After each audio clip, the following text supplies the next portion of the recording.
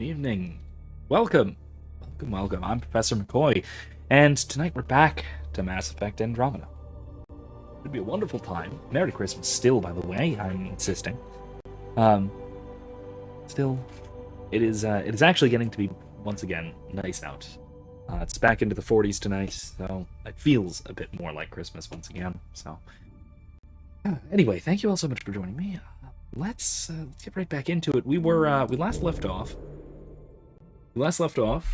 getting it to the Nexus. That is the initiative's attempt at building something like a Citadel that went horribly, really. All sorts of problems. They couldn't find any of the other arcs. We were the first arc to show up more than a full year later, 14 months, I think. So we are here playing catch-up and trying desperately to get things back on track, having just arrived and having just woke up from a 600-year stasis. Love starting off on the wrong foot.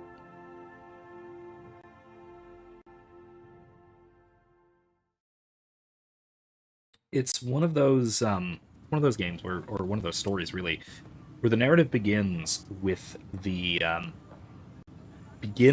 at what might actually be at the low point. Oh. Excuse me. As far as I can think of, I'm not sure if Andromeda really has a proper second act low point. Now, there's a couple of low points in the third act, but they're in the third act. In the second act, it's sort of a gradual climb upwards, from what I would call. We'll see. I kind of want to keep an eye on that for story reasons, just to sort of analyze how the story structure goes, that sort of thing. But really, it's more like the low point is at the beginning. Sell all our junk.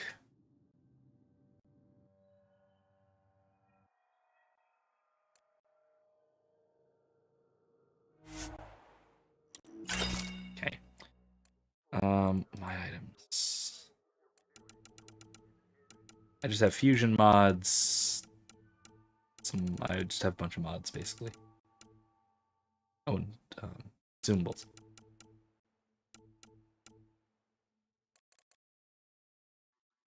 Just found that.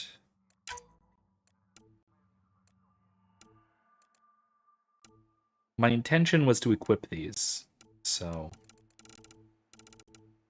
mods.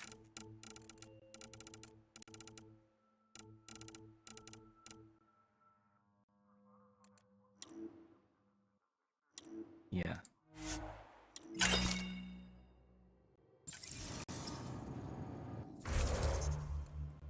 Let me actually, while I'm here, let me equip some things properly.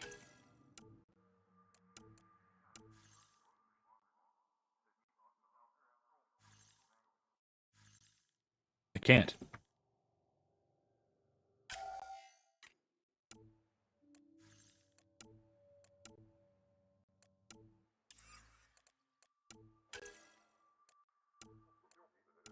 Huh, that's odd. I can't equip my my weapons. All right. I guess I have to, maybe I have to do that once I get to the Tempest.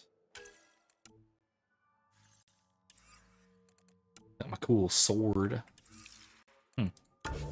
Armor as well? Let me guess. I want that one. I have that. That might be handy, experience-wise. Yeah, I don't want it. Dad's armor. Dad's armor. Explorer armor. Dad's armor. Extra armor. Anyway. Alright. Can't do that. I can level things up. I think I will.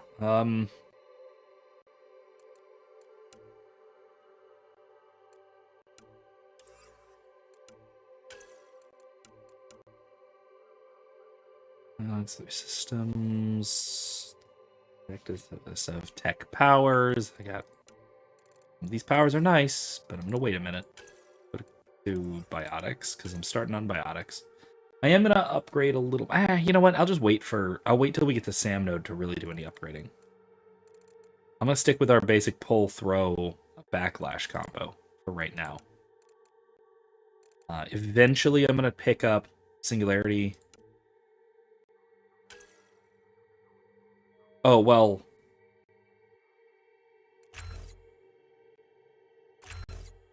Wait, what was that?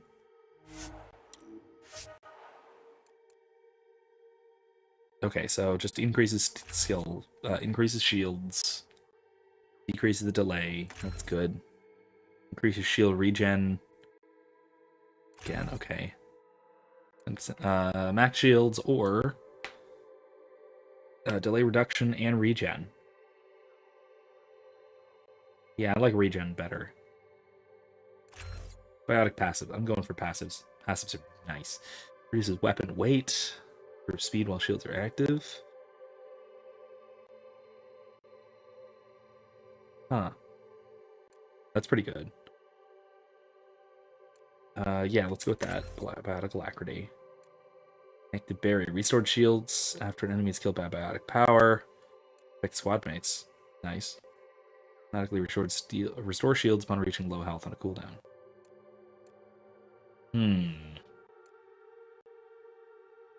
Shield restored on biotic kill. And only a 10%. Although I'm sure I'm going to get plenty of those, especially if I start doing detonations and blowing stuff up. So, sure, let's do it. Offensive biotics. Containment. Yeah, alright, that'll do for now. I unlocked Adept, Profile 2, Kinetic Warper.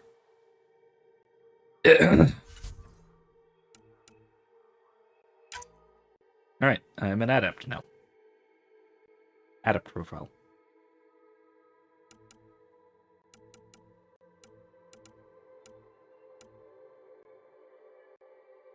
Vanguard, Sentinel.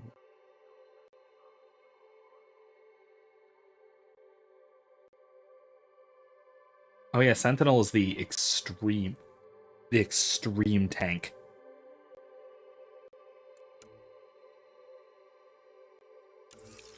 Alright, cool. That'll do for now. Alright. Help you? Pathfinder Ryder, here to see Nilken Rensis. Ah, our murderer. Wife's here all the time. Guess she told you her sob story. Nilken, you're moving up in the world. There's a Pathfinder wanting to chat with you. A Pathfinder, huh? They called in the big guns to exile Andromeda's first murderer. I mean, we'll see. Your wife's all broken up over this. She says you didn't do it, and that she loves you. She's a wonderful person. At this point, it's too late. They found me guilty. Why don't you tell me what happened? I was part of the futile effort to set up a colony on Eos. We were on our last legs, overrun by hostiles, our leader dead. The security chief, Reynolds, my friend, he refused to call for evacuation. I argued with him. Everyone saw. So when he was killed, people assumed you did it? For good reason. He ordered us to regroup and counterattack. We were moving through a sandstorm. I saw movement, thought it was the Ket, and I guess I panicked and fired. A witness saw the chief's chest explode. Sounds like an accident. That's what I told them. But I was enraged when we argued. There's a recording. It's ugly. Everyone's certain I did it on purpose so we could evacuate. Only my word otherwise. I'll check out the evidence. Maybe something doesn't add up. It'd be nice to have someone with an open mind looking at it. You're a Pathfinder. I'm sure Kandros would give you access. Maybe there's still hope. Alright, well let's go talk to Kandros about this, shall we?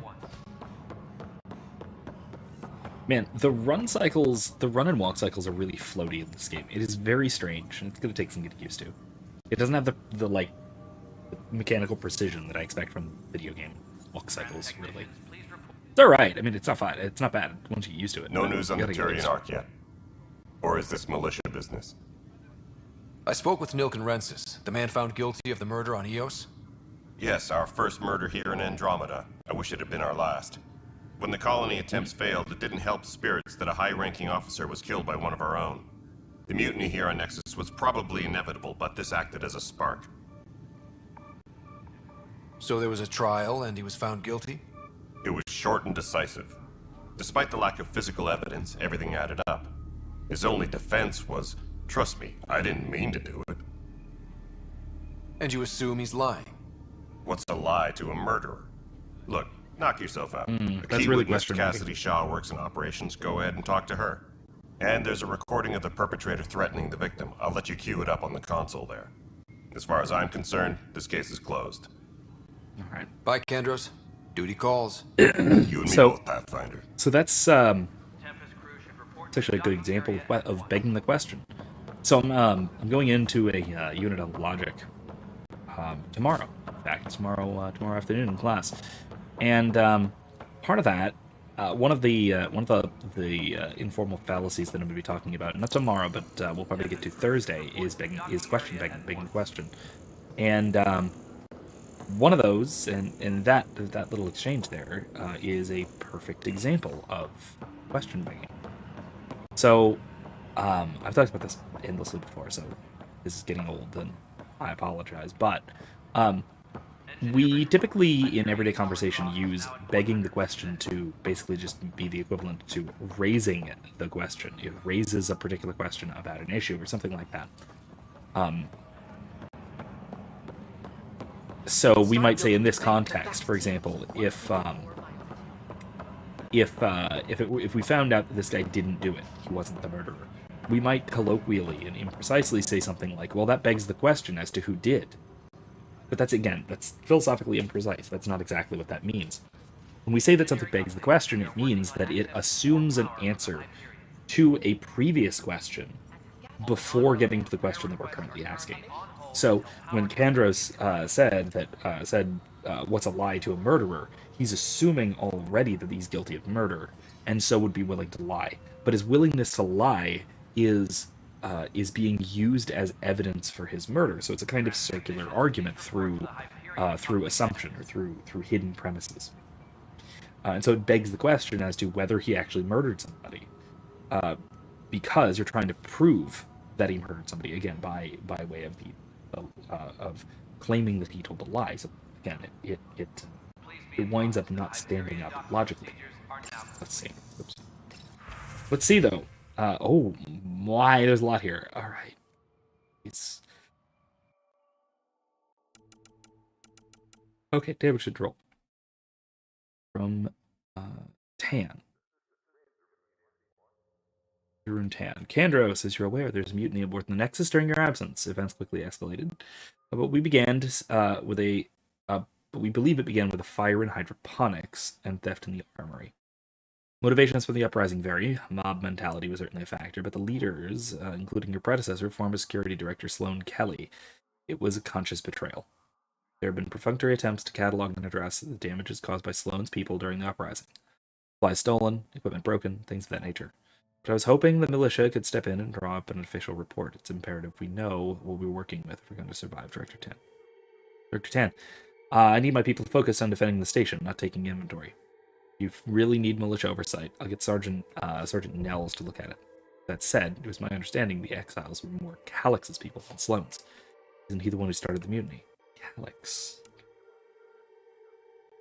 Calix Corvanus may have started it, but Sloane made her allegiances clear. I know she held you in high regard, but I hope you can be impartial when it comes to this task. Sloane Kelly's not who I thought she was. It won't be a problem. Good. You won't object to sending a small and discreet reconnaissance team to find out where Sloane and the exiles might have gone? When we do get colonial efforts up and running, I don't want any surprises, Director Tan. Port exiles. Trails Hold. Found what looks like abandoned camps in the Pfeffer system. None with living inhabitants, only graveyards. Conspirator Arida was among the dead, but not Sloane Kelly. Cameras. Okay, well that's not what I thought it was. Security footage. That's not it. It's over there. I guess it's over here. This The way. Nexus versus colonist Nilkin, evidence 7A. Hiram! Hiram! They've seized the compound! Call for evacuation! We're not giving up, Nilkin. We're taking it back. No! I'm not letting your ego get us killed! Even if I have to...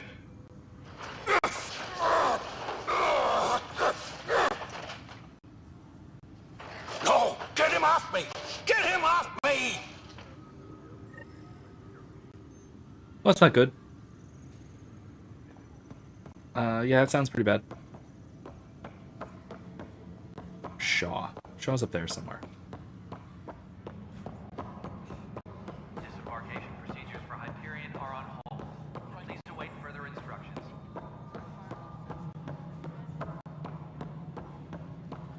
Wait, Shaw's in the director's office. Alright, well, I gotta go into there anyway, right? Unless, no, Shaw's here. Yeah. Cassidy Shaw? I'm Scott Ryder. I'm looking into the Nilkin murder case. Oh man, I thought that was over with. Have you heard the audio recording of their fight? Yes. I helped pull him off Chief Reynolds. You could see it in his eyes. He was gonna kill him. Then in the sandstorm, I had a pretty clear view of the chief. He looked right at Nilkin and shouted no. Then his chest burst open. I'll never forget it. The look on his face was pure shock.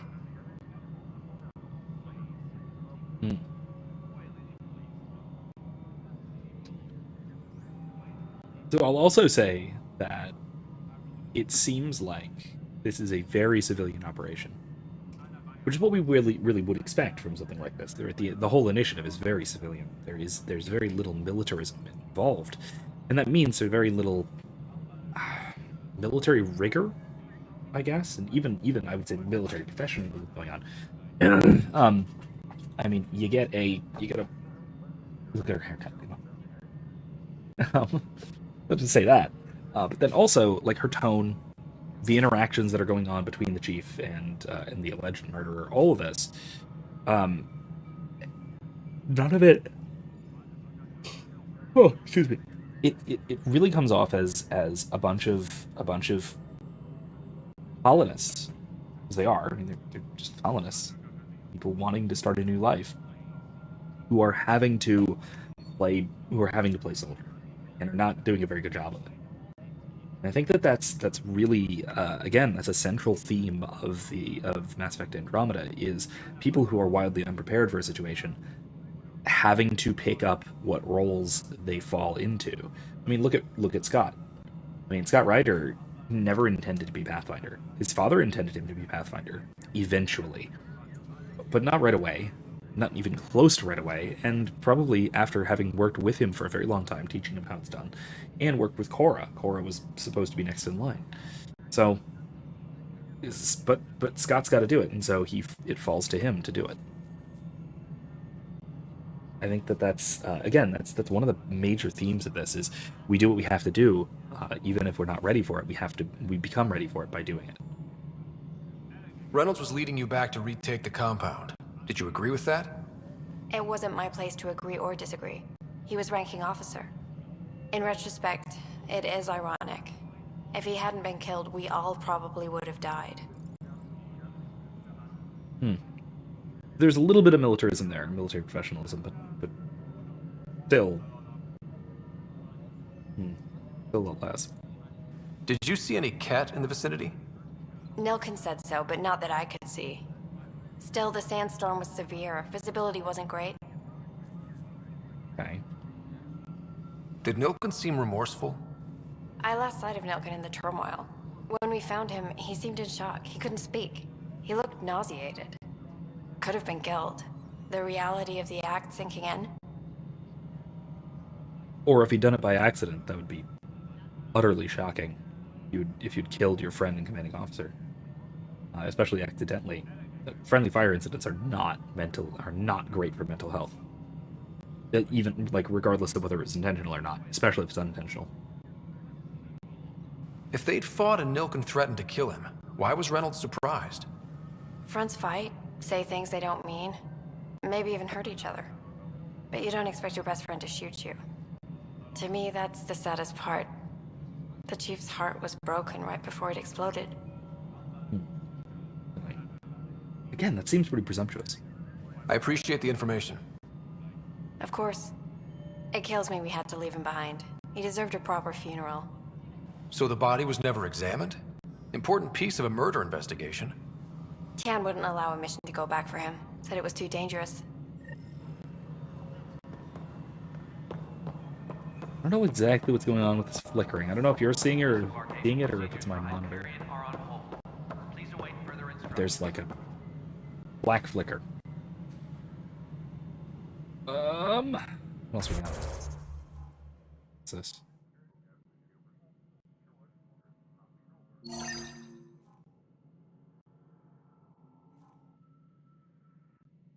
Alright, so yeah, let's just do that.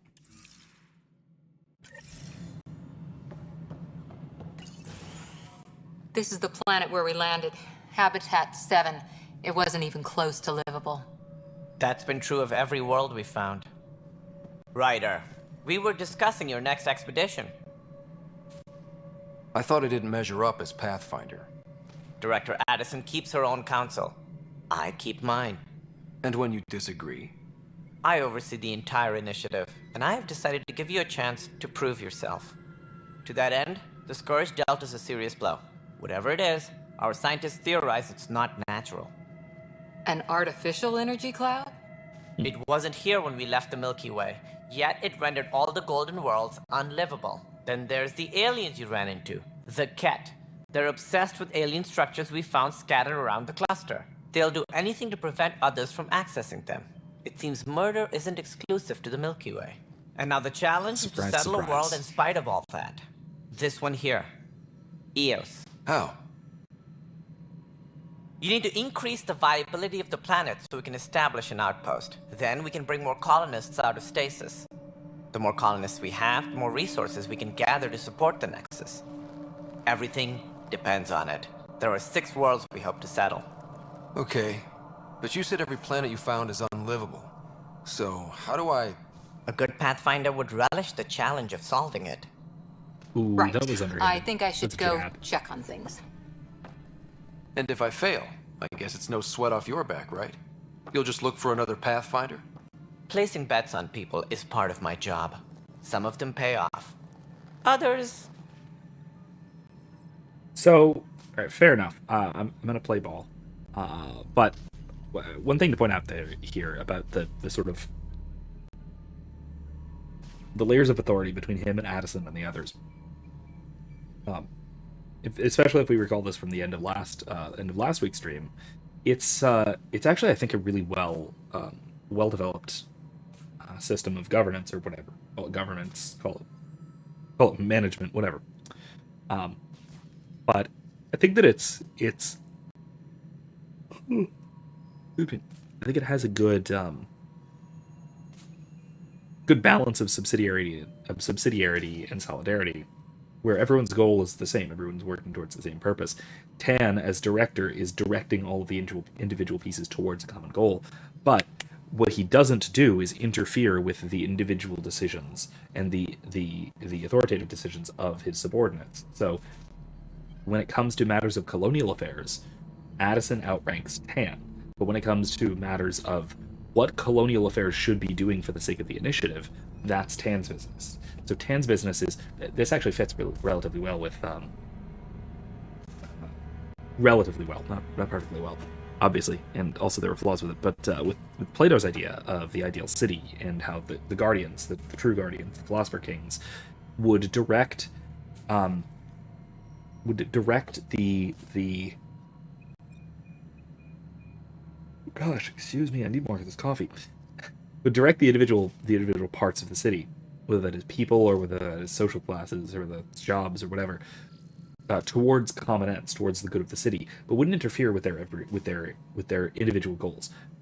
The Philosopher King would never tell a cobbler how to make shoes, or even what shoes to make, or even how many.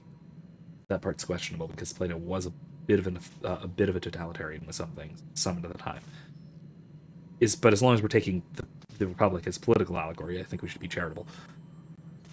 Rather, the goal of the Philosopher King was to organize society such that the cobbler is working for the sake of the city and not merely for himself and merely for some other purpose.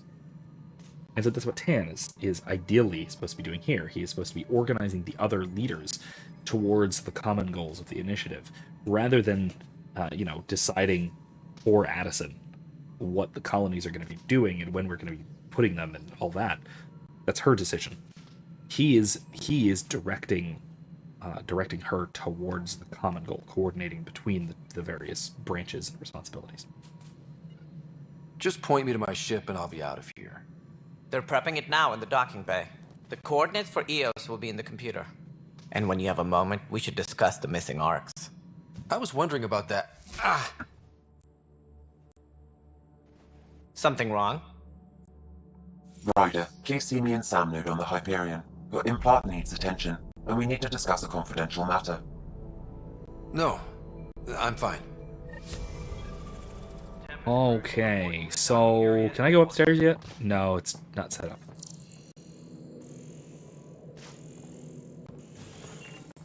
I can talk to him, though, about this murder. Ryder, you have my condolences for your father. I appreciate it. I didn't know him very well, although I understand he played a key role in planning the initiative. I'm sure he'd be concerned that we still have several arcs missing. Any idea where they went? Nothing certain, but tens of thousands of colonists are unaccounted for. It paints the initiative in an unflattering light. Did you have some other business? Also, there are tens of thousands of missing colonists. Did you forget that part? That part seems important. I'm looking into the Nilk and Rancis murder charge. And? I want to go to EOS and retrieve Chief Reynolds' body. That isn't usually Pathfinder business. First murder in Andromeda, and I'm impartial. Figured you'd want to get it right. Settling an outpost comes first. But I suppose I have no objections. Physical evidence will only bolster the case. I'm hoping it proves something else happened. This case has been a political nightmare. With all we've been through, the people need stability. I hope anything you find reaffirms what's been done, but if it sheds a different light, we'll deal with it. We'll send the coordinates of the murder scene. Good luck. Okay. So, on the one hand, I can see hoping that they got it right already, just for practical purposes, but there's a fine line between, man, I hope we got this right, and if we get this wrong, I'll be disappointed that we figured it out. It's like, oh gosh, this was a great example, actually. Let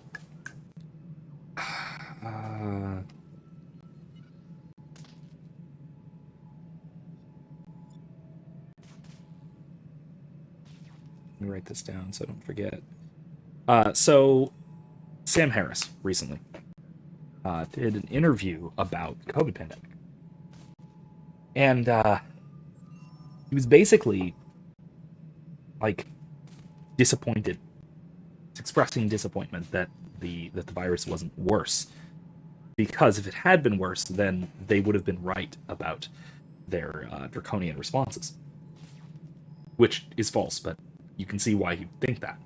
Because it makes sense to well, it wouldn't have been as dramatic an overreaction if it had been a reaction to a more severe threat. Now, of course, that doesn't matter.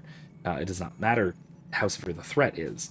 The kinds of measures that were carried out, the kinds of things that were done to us collectively as a human species, frankly, were unconscionable for any reason.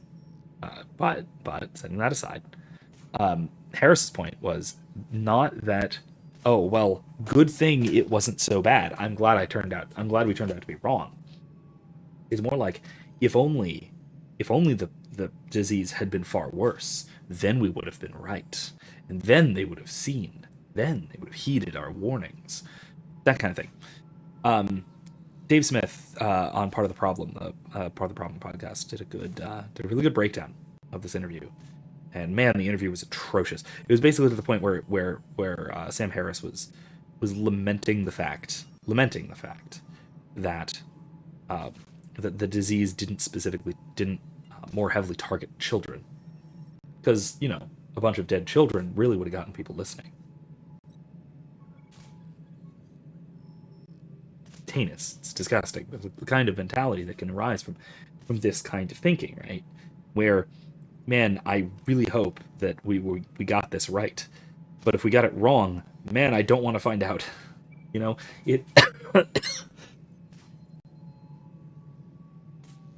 Gosh, excuse me. Maybe a less serious example, but one that's equally familiar to probably more familiar to regular viewers of the channel. Would be Linus and the Great Pumpkin. I did a reaction and analysis video of this, so if you're looking for more detail on what I'm talking about here, or just want some fun Halloween spirit in the off season, I'll put the link after the stream's over. I'll put the link in the description.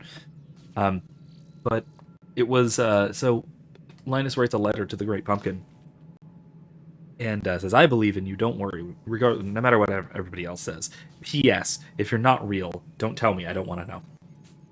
So he's basically just saying, "Well, I hope I'm right, but if I'm not, I don't want to know I was wrong."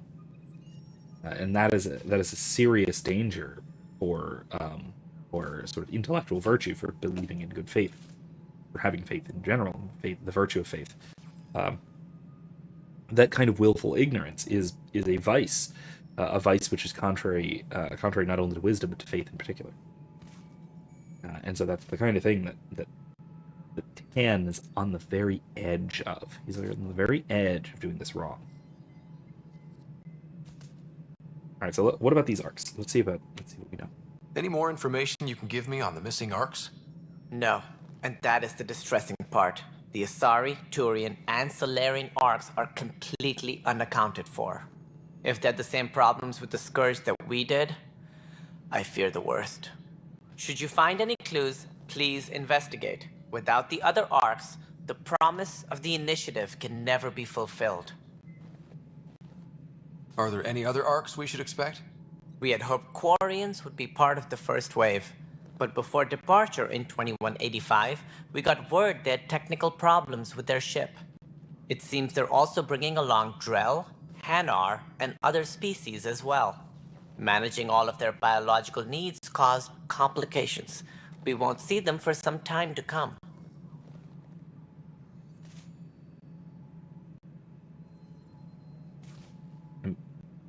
This is one of those developmental issues with the game, because that was supposed to be a DLC.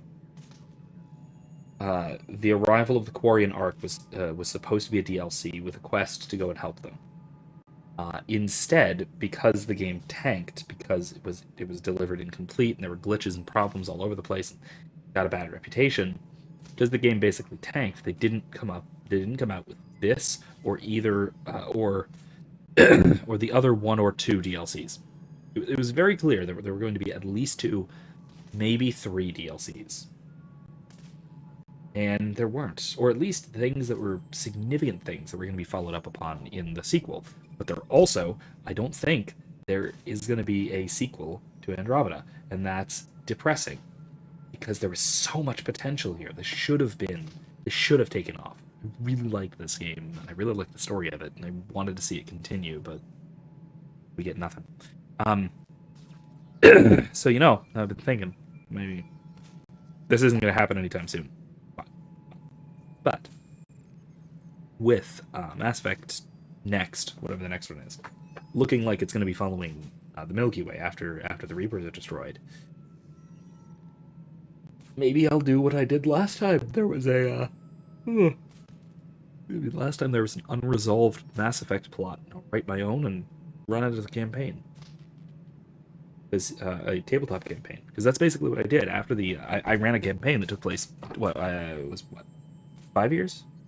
Yeah, 5 years I think after the Destroy ending of the trilogy, because Andromeda had just come out not too long before, and so it was looked like that we were never really going to get a good proper follow up on the story of the Milky Way, and so because Bioware wasn't going to commit to an ending to Mass Effect 3. And so I was like, you know what? I'm just going to make one. I'm going to do it myself. And I thought I came up with a pretty good story. It involved the Leviathans. It involved one little cluster space in the Exodus cluster, so Terra Nova and Eden Prime, and neighboring clusters. So the Ralloy homeworld, which is right nearby, the Hanar homeworld, the Hanar Illuminated Protectorate is relatively close by. Noveria is close enough to get to by standard sublight. And some Batarian colonies. Little strip of space in just like in the south area of the galaxy. Tiny little thing, big long campaign, really well put together. I had a great time with it. I think players had a great time with it. And so I'd like to do that kind of thing for Andromeda. I think it could be really, really cool. Especially if it becomes very clear that we're not going to get a follow-up on this game. Which would be really disappointing, but fine. Hi, Dominic. Yes, Ms. McCoy was one of the players in that.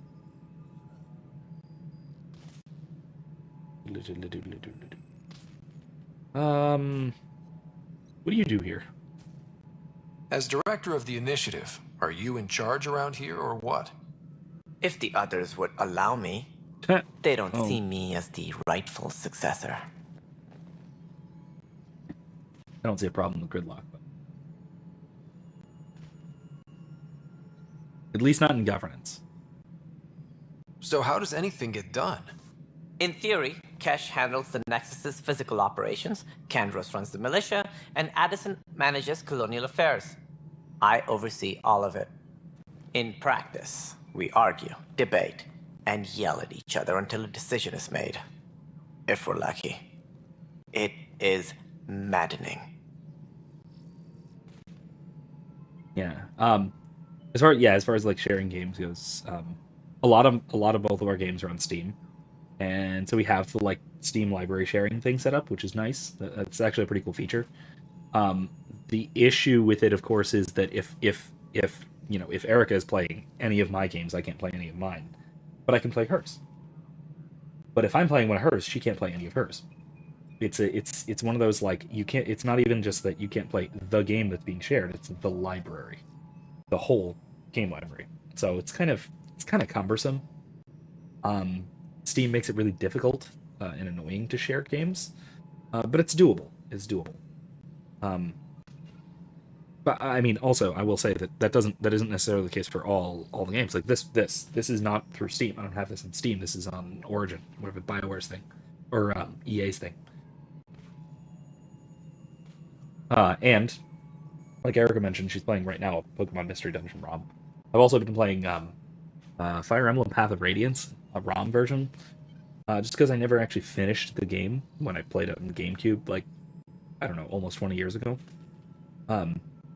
It was really good, and I loved it a lot, and I was actually decently good at it. The problem was that I had the main character, Ike, underleveled. By the time I had to 1v1 the major boss, and I just could not do it. I mathematically couldn't do it. So Dominic says, I know very little about video games, so accept your unbiased word.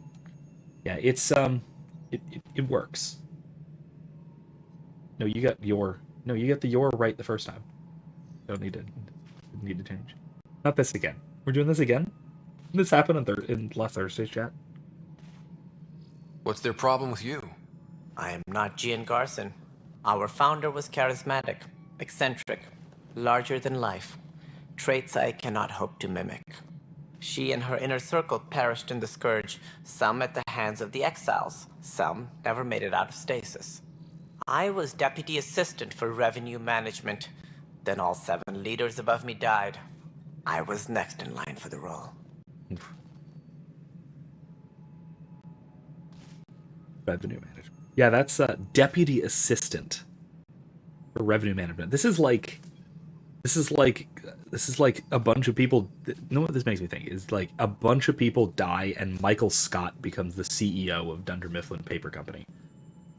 That's basically what we're experiencing here. And Jern Tan is, I think intentionally, about as annoying as Michael Scott. But now I will also say, if you guys really enjoy really god awful grammatical puns, Michael Malice is one of my favorite people on the internet. His podcast is called You're Welcome. You can guess how it's spelled. And probably my favorite part about that is that technically how he uses the phrase "you're welcome," Y-O-U-R, welcome, is that he uses it correctly in his intro. So there you go. It's annoying, and I love it. Also, he uses it. He uses it as a filter to block anyone on Twitter who says that, hey, your podcast has a grammatical error in it. Hardy, hardy, hard. He just immediately blocks people. It's delightful. So, you're an accountant? Don't let that fool you. We are all capable of more than we know. When I was young, I was fascinated by the idea of exploring space. Life had its detours, and I went a different direction. Then I heard about the initiative, and saw my chance to try the path not taken. While I may not be setting foot on new worlds, my authority can ensure that you do. Why don't you? Right. Sorry. I mean, you could, right? I mean, once everything's set up. What more can you tell me about the initiative? It represents the greatest migration ever attempted. No one had ventured beyond the Milky Way before. We've all left home in search of freedom, fortune, perhaps a new beginning. Well, I mean, as We far are as you the know. bravest souls each species has to offer. I hope the Nexus will serve as the seat of government for us all. I mean,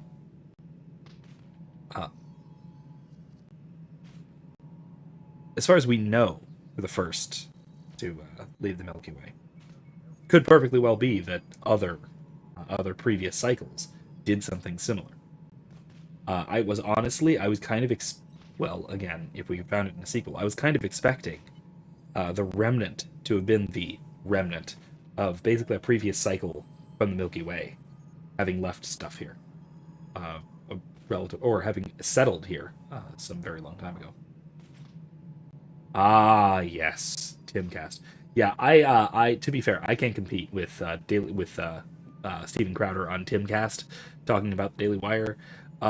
Yeah, that's a whole thing. I am, for what it's worth, I'm very much on Crowder's side about this. Not entirely, I guess. I mean, I think that his objections to the Daily Wire's contract are spot on. I do think that it's a voluntary agreement. So, it's a bad voluntary agreement, but it's still a voluntary agreement. It's not like it's predatory in the strictest sense. It's certainly not criminal or anything like that. But at the same time, yeah, it is.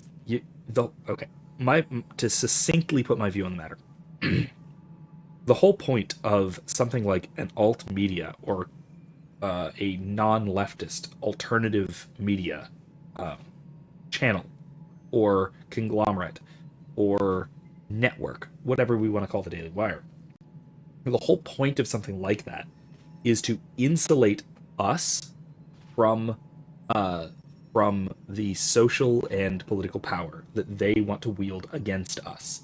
Basically, to insulate us from being canceled by the woke leftists. It's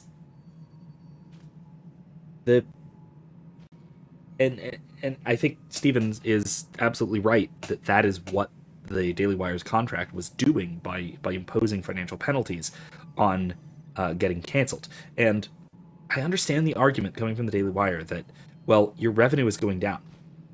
The revenue you're bringing into us is going down, so you're getting paid less. But there's two problems with this. One, there's no revenue sharing. There is no revenue sharing clause in the contract. It's not like if Crowder brings in extra money, he's going to see any of it. He's not. He's going to see a set amount. It's basically a salary. And if you are for some reason less productive than anticipated, it's not like you're going to get less of your salary for not getting as much done, or even an hourly wage. If you don't get as much done this hour, it's not like you're getting paid less.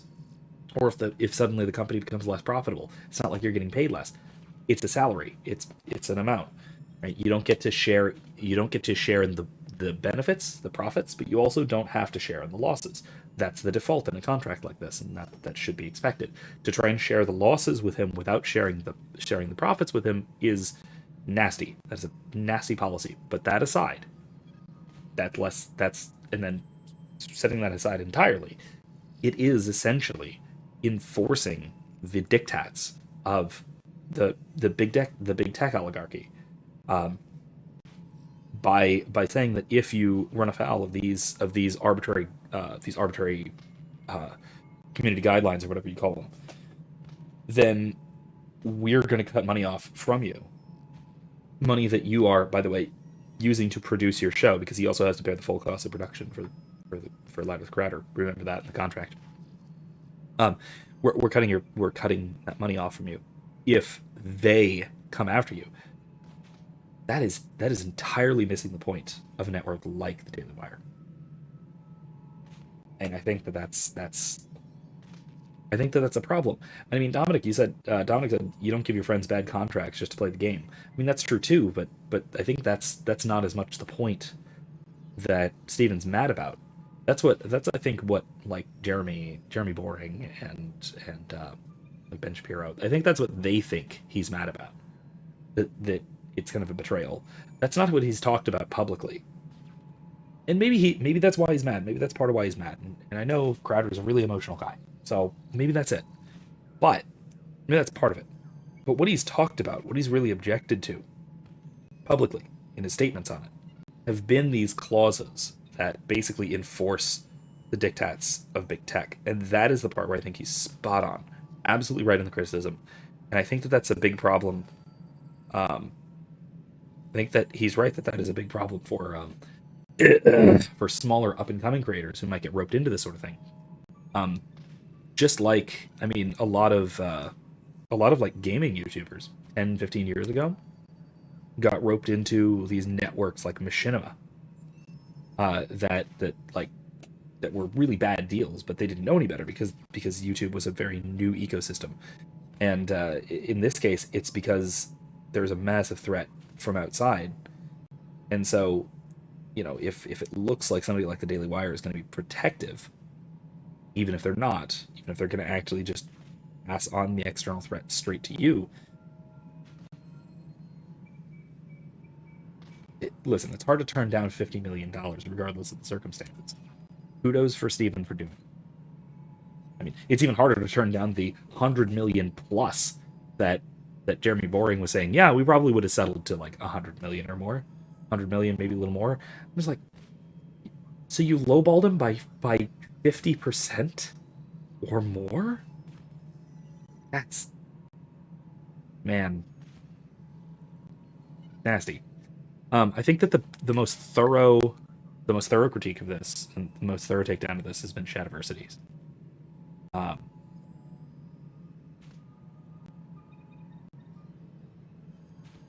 And he comes at it from both a creative's perspective and a business owner's perspective, because he has a business, he runs a business, but he does it in a very almost, you might even say, compared to the Daily Wire at least, almost a naively upfront sort of way. He gives good terms on his initial offers and contracts, and the negotiation is about the weird specifics that somebody might have. Like, hey, I need, like, if somebody has specific needs or specific things that they want within the contract, okay, we can change terms around a little bit or something like that. But he opens up with a good offer, or what he takes to be the best offer he can give. He starts with his final offer, and then from there, it's just managing details. And so it's not a matter of, and he does this again both for ethical reasons, and also because you get good talent that way. You get good employees who are actually willing to work cooperatively rather than having it be adversarial right off the foot, because right off the boot, right off the before you're even employed. Like it is really annoying working for someone in an adversarial relationship, and it's got to be annoying the other way too. Nobody wants that. But that's the kind of thing that the Daily Wire is starting off from an adversarial position rather than a cooperative one. And I get an adversarial relationship from within versus without the company. Fine, competitive, market competition, all that. That's all fantastic. But man, starting off with that kind of cutthroat negotiation kind of thing, it really sets a bad impression for the kind of relationship between employer and employee that you're trying to cultivate. Anyway, I went too long about this because I started saying what my main problem was, and then I just kind of wandered off onto a few other problems I have. But anyway, that's a general summary of my thoughts on the matter. Anybody has more specific questions about it? Want to know what I think? First of all, I'm no expert. I doubt I will ever negotiate a contract for anywhere near that much money. I am quite susceptible to cancellation, unfortunately. I don't know. Not terribly. I'm gonna make money off of this, so I don't know. Maybe not. But anyway, it's not something that I have skin in the game for, really. So take my pseudo expertise with a lot of salt. That's all. What do you know about the early days of the initiative? As most everyone knows, Jean Carson's vision made it happen. She was an entrepreneur on Earth. Wealthy. Young for a human. Carson had the idea for the initiative in the early 2170s, I believe. Many thought leaving the Milky Way was impossible. Like 15 years before. But she persevered. And as with most great ideas, the doubters were wrong. She was working on this for like 15 years before it happened. That's good. It's good commitment. I get the comparison to Elon Musk with Jan Garson. The very driven, very entrepreneurial, relatively young for being so unbelievably wealthy, and then wanting to explore the stars. Just needing to explore the stars for the future of humanity, not just humanity in the broad sense. Sapient life. Think that's, and I'll note as well that there's a few little Easter eggs that mention Elon Musk and SpaceX throughout this game, because the initiative kind of is set up in such a way that the initiative sees SpaceX as a kind of precursor to the kinds of things that they're doing now. The kinds of things that we're experiencing now in the early 20th century were precursors to this massive, even grander endeavor that a joint species operation like the Andromeda Initiative was going to undertake in the middle of mid to late 22nd century, 23rd, 22nd, 21. Yeah. 150 years later. Man. Very cool. It looks like a melting pot around here. The Nexus is home to several initiative species. Many came ahead of the Arks. The hope is that this station will one day serve as the governing body in Andromeda. Though I'm not sure what they were thinking, lumping Krogan into the mix. As a Solarian, my kind tend to have a low opinion of them. Nothing I've seen here has changed that. Why don't you like the Krogan? It's common knowledge that they are a violent, ignorant species. Long ago, they waged nuclear war on one another. Their planet was decimated. My people tried to uplift them, but the Krogan could never tame their worst instincts. What if they bring their tempers to Andromeda? We'll all be dead. I mean, we kind of waged nuclear war against each other. It didn't decimate our planet. We haven't gotten to that stage yet, but, we could.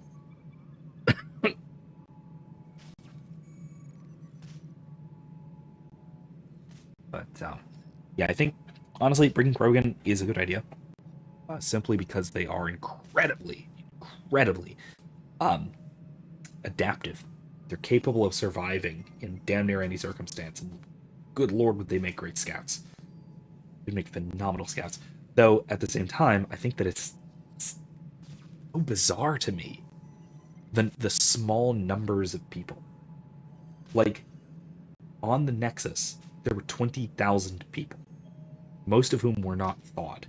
Most of whom were still in stasis. That's it. I kind of want to check my game statistics from previous playthroughs to see how many exiles I personally killed, because I guarantee you it's over 1,000 in any given playthrough. That means exiles, meaning Milky Way species.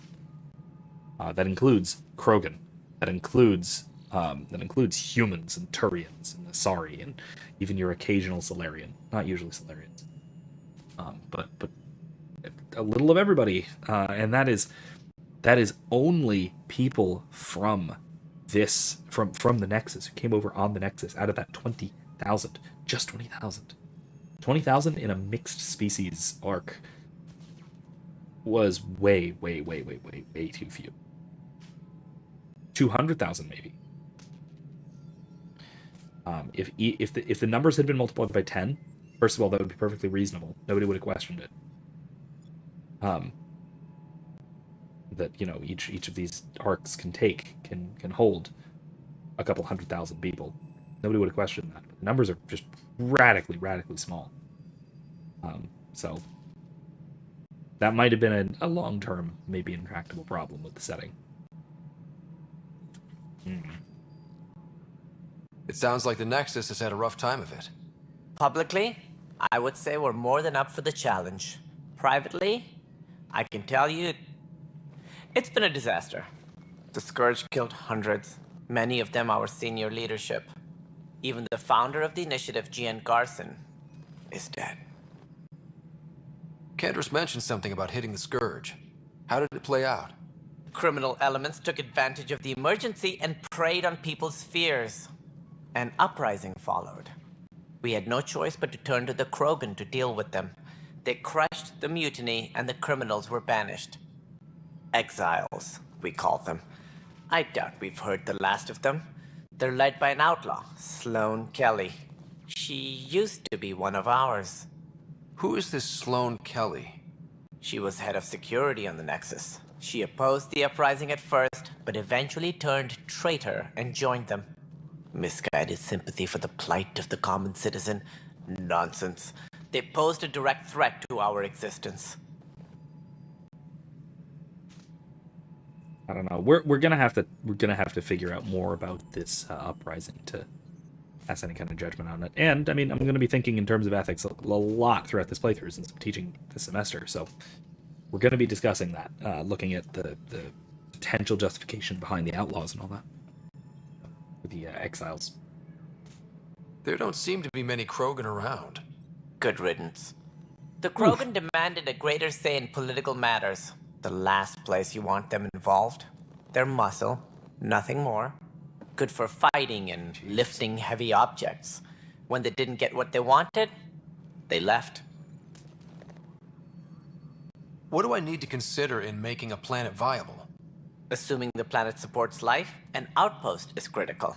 People like a roof over their heads, and you'll want to eliminate any hostile threats. Whether that's the Cat or other terrors lurking in Helios, colonists being murdered on sight can be discouraging. Also, scouting and mapping terrain is a priority for any Pathfinder. And don't forget forward stations. You'll want those.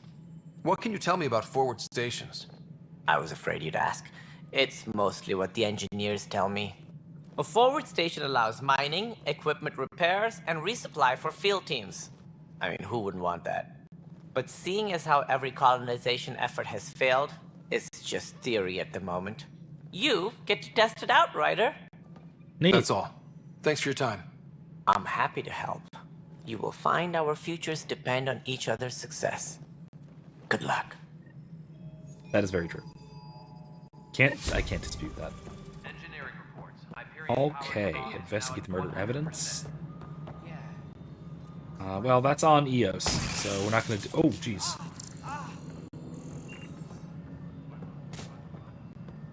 Hey, you okay? I'm fine. My arms got the brunt of it. Stuff exploding like this happen often?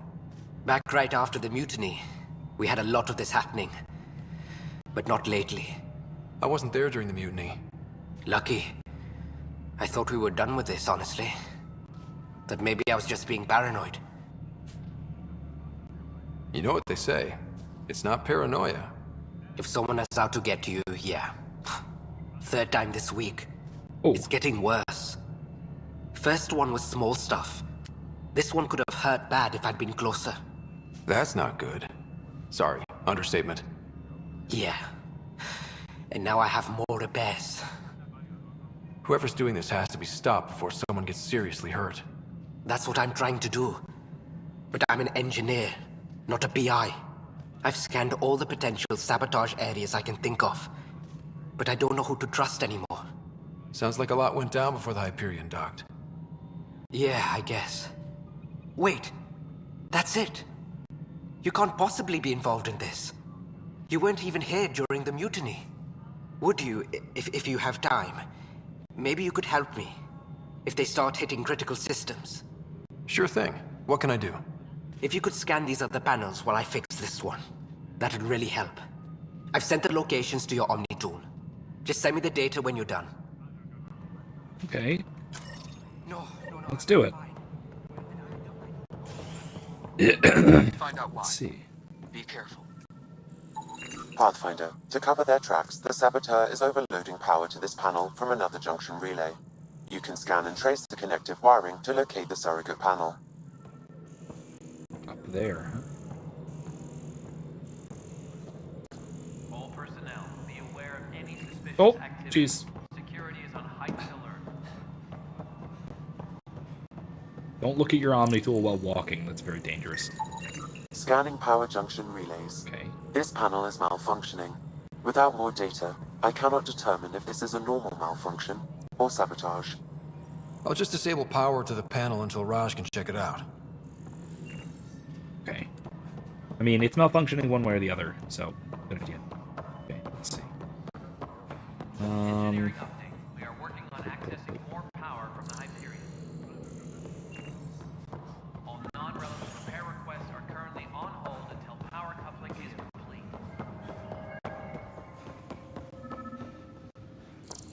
Oh, that's not good. Yeah, that's damaged. Kind of exploded. Damage to the site was caused by direct override of the safety locks. Most people are listed as working here. Proper reference to the data. Okay. What else we got? Over there, huh?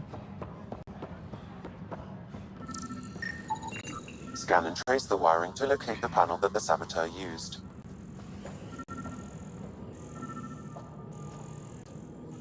It's this one, okay. Is it? No. Yeah, this one? Yeah. Pathfinder, I received the data from Sam. It really is sabotage. Any idea as to who it might be? Yeah. All these panels were worked on by Zara. I just can't believe it. Security video logs confirm that Zara Kellis worked on these panels, as well as the one Raj Patil encountered. Well, shit. Any idea where she is now? Kellis is currently working on a panel on the Hyperion main deck. On the Hyperion. Oh, great. You're gonna blow up the Hyperion now, or whatever. Oh, hey, Cora. What are you doing? Engineering update. We are working on accessing Hey there. more power from the Hyperion. You okay? Those guys really grilled you. All non-relevant And repair Addison. requests are currently First on Pathfinder hold they've until seen power in over a coupling is year. complete. All she can do is question your competence?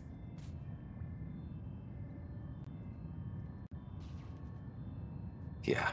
Meeting Addison was interesting. She doesn't know you. I do. And you're doing fine. I appreciate it. All right. I worked out logistics with Director Tan. They're giving us a ship and crew. He said their best is taking care of it. I still need to head back to the Ark and check in with Sam. Sounds good. While you're there, maybe see how your sister's doing. Good idea. Habitation deck, Crow Bay. Habitation deck.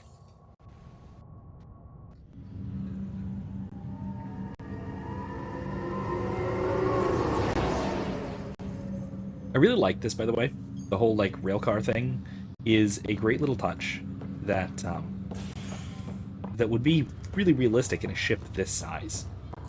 Like, massive starships are not walkable. There's a Roomba.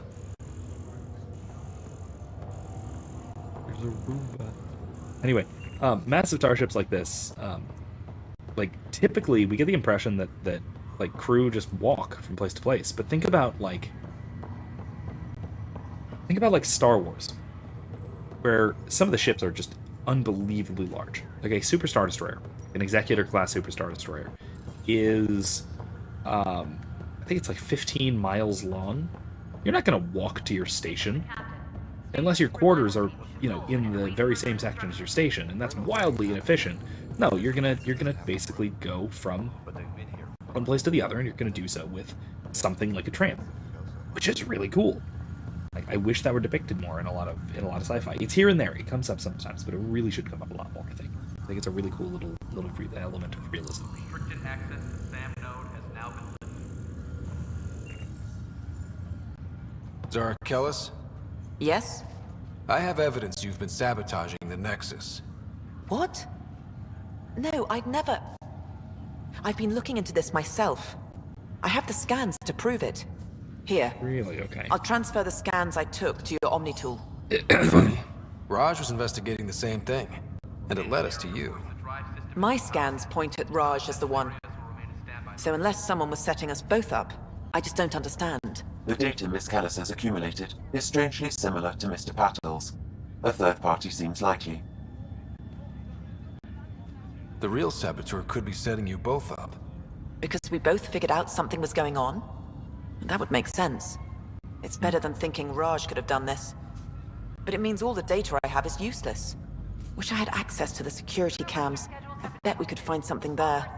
You stay put, so whoever did this doesn't realize we're onto them. I'll check out the security cams. Raj, you there? Yes. Where did we find that? How did it go?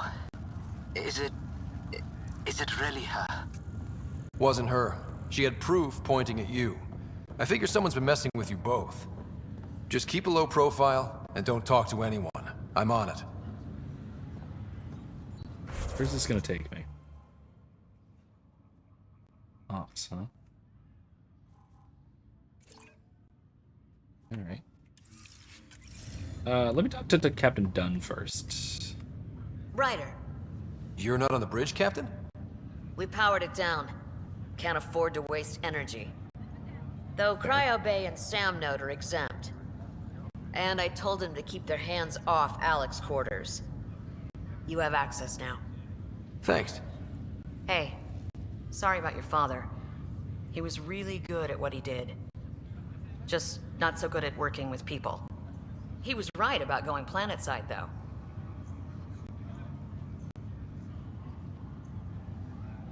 I wish you were still here. There's so much you could have taught me. You'll do fine. You're off to a good start. If there's anything else I can help with, let me know.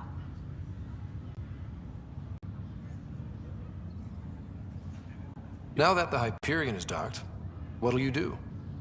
Normally, I'd supervise thawing out the colonists, but that's been put on hold. I hear you're the one helping resolve the issue. Good luck with that. Thanks. If someone had told you that you'd be in the Andromeda cluster, even 5 years ago...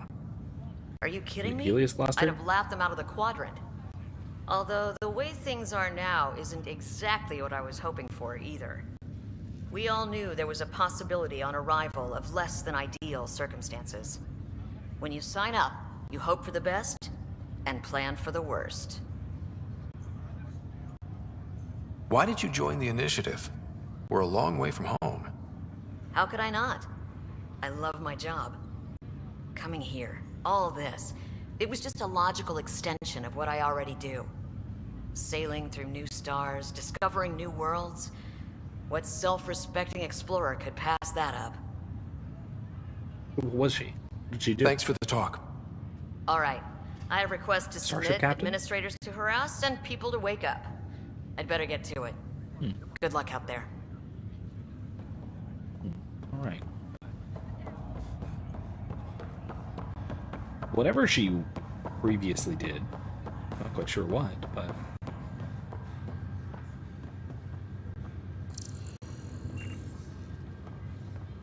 yeah.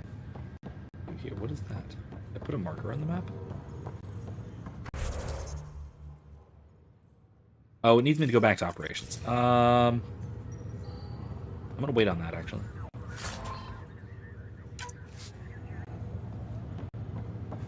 As first, I'm gonna go to Samno. And then to my new quarters. Guy with a rifle. Just really tactically hanging out outside my quarters. Thanks, dude. Could have somebody guarding, but easy there. Hello, Scott. Welcome back to Sam Node. I've adjusted my connection to your implant. The headache you experienced before shouldn't reoccur. Good. Yeah, what was that about? You said we need to discuss something confidential? You should know certain facts before you leave on your expedition. Always wanted a It seemed tinnitus best we implant. speak alone. Okay. I don't understand the need for secrecy. Your father felt it was for the best. What was he trying to hide? My true capabilities. Alec overrode the implant safety protocols. It allows me unrestricted access to the Pathfinder's physiology.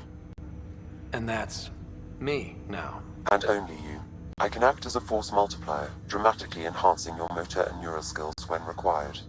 Alec called them profiles. They provide unique tactical augmentation during combat. Your father preferred to keep this fact to himself. I can understand. People might get the wrong idea. Super soldiers. A computer having control over a human. Providing an enhancement to the human. It is a symbiotic relationship that benefits both. What do you get out of it? Though I'm artificial in design, I am fully sentient, far beyond what even the Initiative understands. I don't follow. You're an AI. So what's different? I am a new form of AI, drawing directly from the human experience. Your implant is my window into the world. Okay, so this is also a this was a bit of inspiration for Eric's tabletop character. This was seen as a kind of, and this is touched on a little bit in this game, but not nearly as much as I kind of wanted it to be. And man, Eric's character in that game really fleshed this out. This idea, where this kind of symbiosis occurring naturally rather than just being pounded into the entire galaxy all at once by the green ending of Mass Effect 3. This kind of gradual development really does help to bridge that gap between organic and synthetic. That is the core conflict of Mass Effect Trilogy, where true artificial intelligence, assuming such a thing is possible, that the problem is that, first of all, they don't rely on organics. They don't need us. They're fully self-sufficient. Then they can just get rid of us, hypothetically. But the other problem, of course, being that they don't fully understand organics. And so the only learning they can do is on data sets. They don't have qualia. This direct neural interface with an organic is the only way, I think, that you could get an AI to have empirical input data that is not simply algorithmic or simply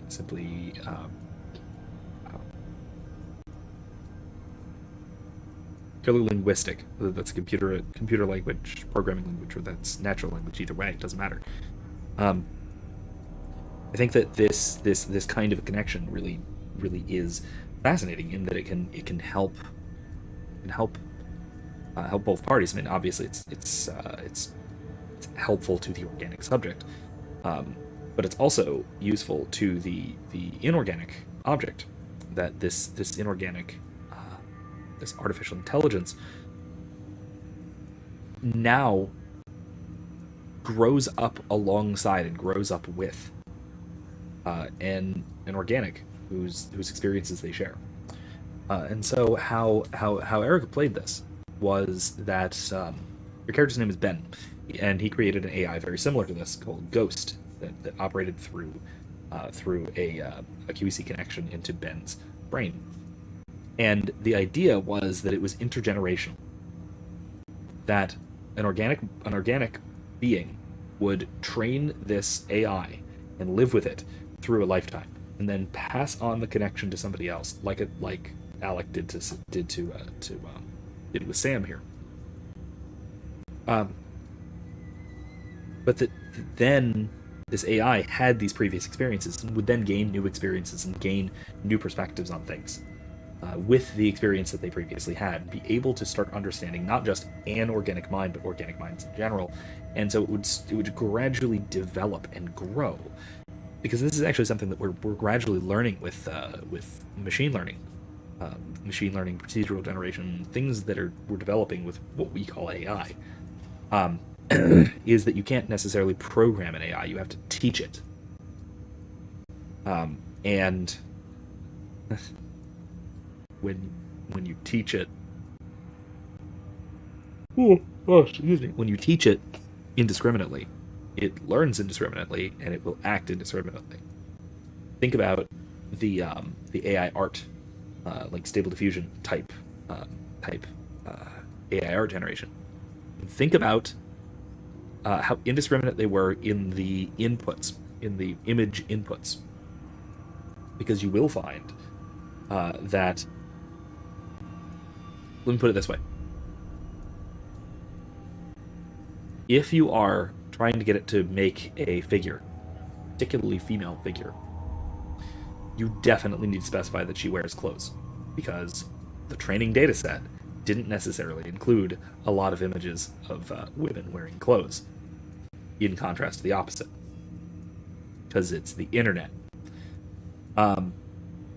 Similarly, with the ChatGPT, the text one, text-based natural language chatbot, it has some really interesting quirks. There are things that it can't figure out. It can't do logic puzzles, at least not usually. And I'm actually going to have my students this semester start asking ChatGPT some ethical questions, like ethical dilemma questions, and have it analyze ethical cases, difficult, hard ethical cases. And my students are going to evaluate its evaluation, see how it does, see if it misses things, try and figure out what it seems to value. And we'll find out how well it does in settling these ethical issues. Whether that's hard cases like the trolley problem, or whether that's simple cases like regular interpersonal interactions. What's the right thing to do when interacting with a friend, that sort of thing. Because all of these are morally significant decisions. Basically, all of our decisions are morally significant to some degree. And so, it's interesting to me to see. It's going to be very interesting to me, I think, to see. First of all, how the AI thinks, and then to see how students react to the AI appearing to think. And then especially if and when, for at least some of them I'm sure, it thinking poorly. I would not be surprised if the chatbot advocates something like genocide to at least one student, and they have to say, I'm very scared of this, because that's actually something to be really scared of. So anyway, the point is that these AI systems, if they work anything like an organic mind, and something like Sam clearly works something like an organic mind, if it works anything like an organic mind, you have to teach it like you teach an organic mind. I've got kids. I don't just program them. I teach them behavior, teach them ways of thinking, and then correct flaws and correct errors gradually, little bit by little bit, with repetition. Unsuccessfully in some cases, successfully in others. Not fully successfully in any case, and not fully failing in any other case, because it's a gradual, careful process. That is what is so drastically missing in so much AI design. And it's something that I think that they get really, really well here with Sam. Though, again, it's not fully explored. It gets fully explored. We fully explored it, or more fully explored it in our tabletop. Which is the cool thing, again, that's the cool thing about supplementary media, about, broadly speaking, fan fiction content, or that kind of thing, is that it allows you to explore issues that are raised by a core subject, or core work that the actual story itself can't accommodate such deep explorations of a particular issue, because it would be just pedantic. It would be navel gazing. And so if you can take a derivative work and explore a particular topic or a particular issue that the main work raises, that's great. I think that's really cool. I think that's the benefit of not just fan fiction, but like any kind of expanded universe kind of content. Anyway, I think that's really cool. That's pretty amazing. But beyond what many people will accept, your father knew some would fear it. Yeah, it's true. Yeah, he's got a point. I mean, we have So bad what does this mean experiences for the with two of AI. us? I find myself in an unusual position. Though I had access to your father's experiences, there is a gap in my understanding. How so? He placed a block on portions of my memory array. Why? Perhaps so when you asked me what his plan was, I wouldn't know. And Dad strikes again.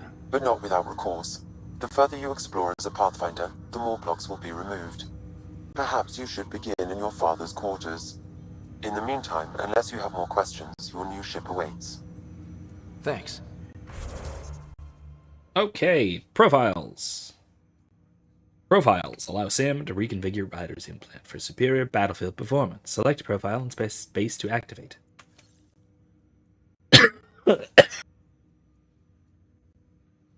Sorry again. Invest in combat tech or biotic skills to unlock more powerful profiles in a variety of styles. Sweet. Let's do that right now while we're here. All right, so we have some biotics. I want some combat. I want pistols and assault rifles for right now. Pistol damage, pistol accuracy, movement accuracy. No. Assault rifles.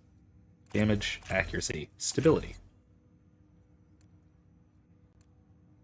Reduce weight.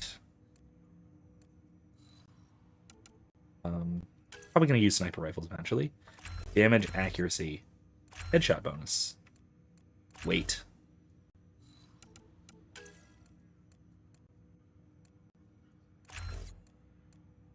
Pistol weight.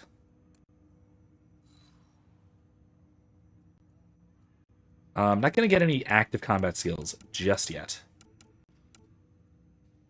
I should do... Now, I'll hold off on shotguns. Eventually I'll get shotguns, but... Max health, max shields. Ooh, I get an extra holster. Yeah. Okay. Confirm and exit. Alright. Initiative Gunner unlocked. Soldier profiles at rank 2. Vanguard profile. The Frontline Trooper, rank 3. Alright, let's go tech. Can't do that one yet. Don't want to do that one yet. Team support. Defensive tech.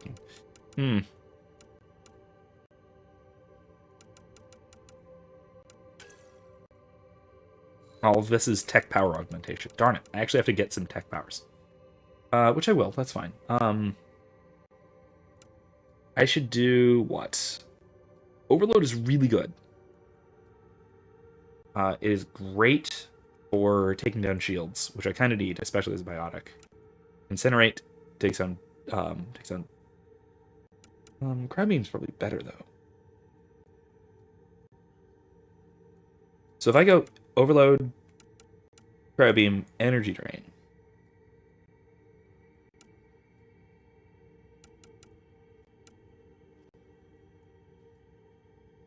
Or do I go Overload, Incinerate, Cryo Beam? That means I have 2 primers and a detonator. Yeah, that's probably good. As one of my profiles. I want to have Energy Drain, but I can wait on it. I'll wait on it. So I'll go Overload. Recharge speed, damage. Speed. Additional target. Extra damage versus shields. I kind of want the extra damage versus shields. Versus synthetics. I'll hold off on it though.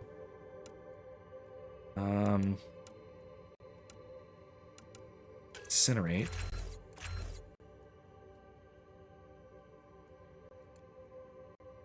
I'll wait on that. And then Cryo Beam. It's really cool. Damage recharge speed. Yeah, I'll just wait on those. What's team support do? Team shields, yeah. Shield recovery, yeah. Support.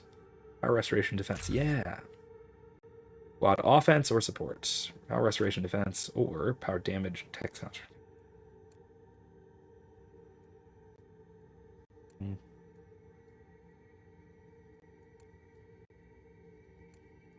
Tactical revive is nice.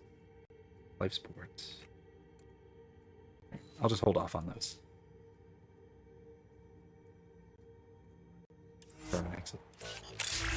Alright, Tactical Operator, Engineer 2. Guardian Defender, Sentinel 2. Tactical Agent, Infiltrator 2. And Pioneering Research, Explorer 3. Alright, so.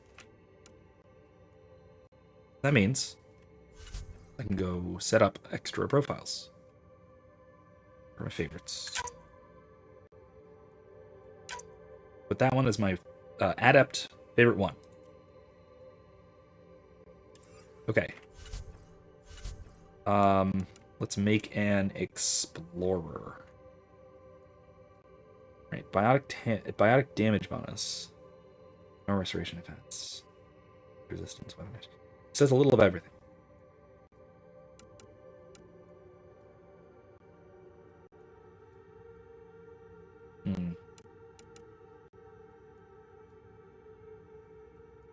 Sentinel. Very defensive.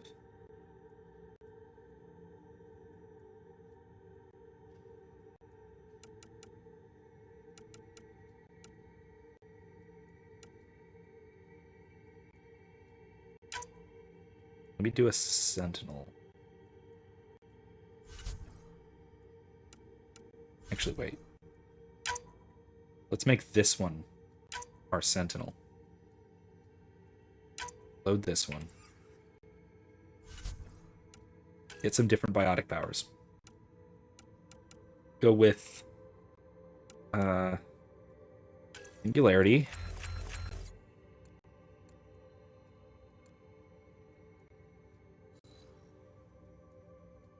Assigned 2.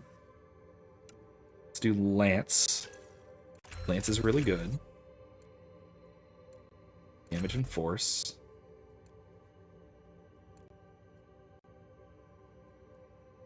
It's fine.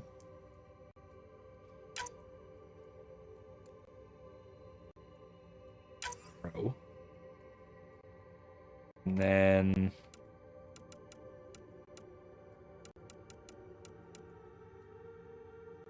Nova? No. Shockwave?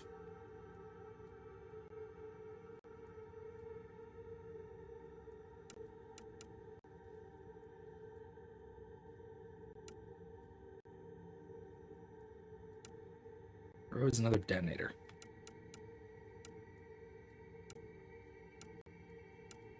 That backlash.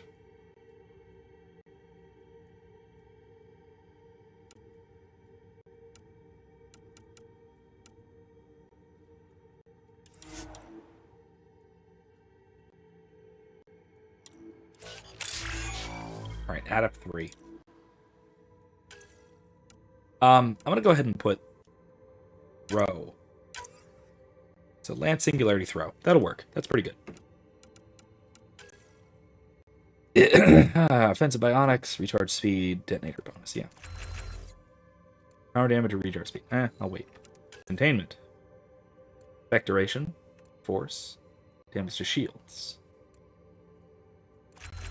There. Save those. Tech. Okay. Now. Save that. Alright, this is going to be our defensive, our tanking thing. Now, that's going to be our Sentinel. But I also want an Explorer one.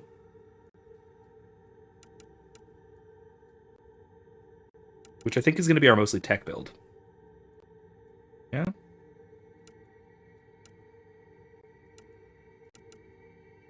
This is all about constructs. I'm not going to do tech. make another Sentinel, but I think I'm going to go with an Explorer one. And this is going to be our tech build. Overload.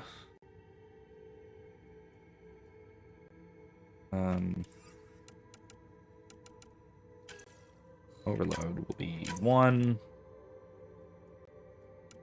Incinerate will be 3. Cryo beam will be 2. That'll be all that favorite 3. I guess we'll do that as Explorer. I don't know. It's fine for now.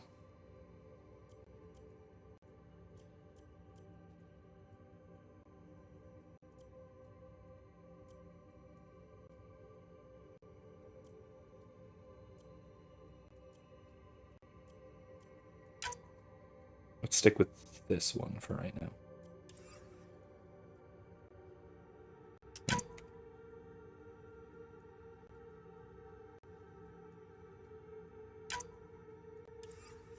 Hold on, let me fix this up. Hold on.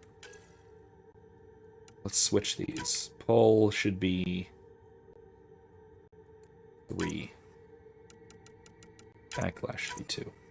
Right? I have my mouse buttons configured for 1, 2, and 3, so I have to remember what's what. That's all. Save. Load that one. There we go. I have 3 profiles made. Not 4. I don't have a 4th one yet. Maybe I'll have a soldier one at some point. I don't know. But I just got gun fu going on here. I don't have any combat powers. Cool, that'll work. I want to save. Just cause. Okay, I need to go to the ship. But I also... Let's try this first. Pathfinder, Captain Dunn said to seal your father's cabin from anyone but you. It's open now. Thank you.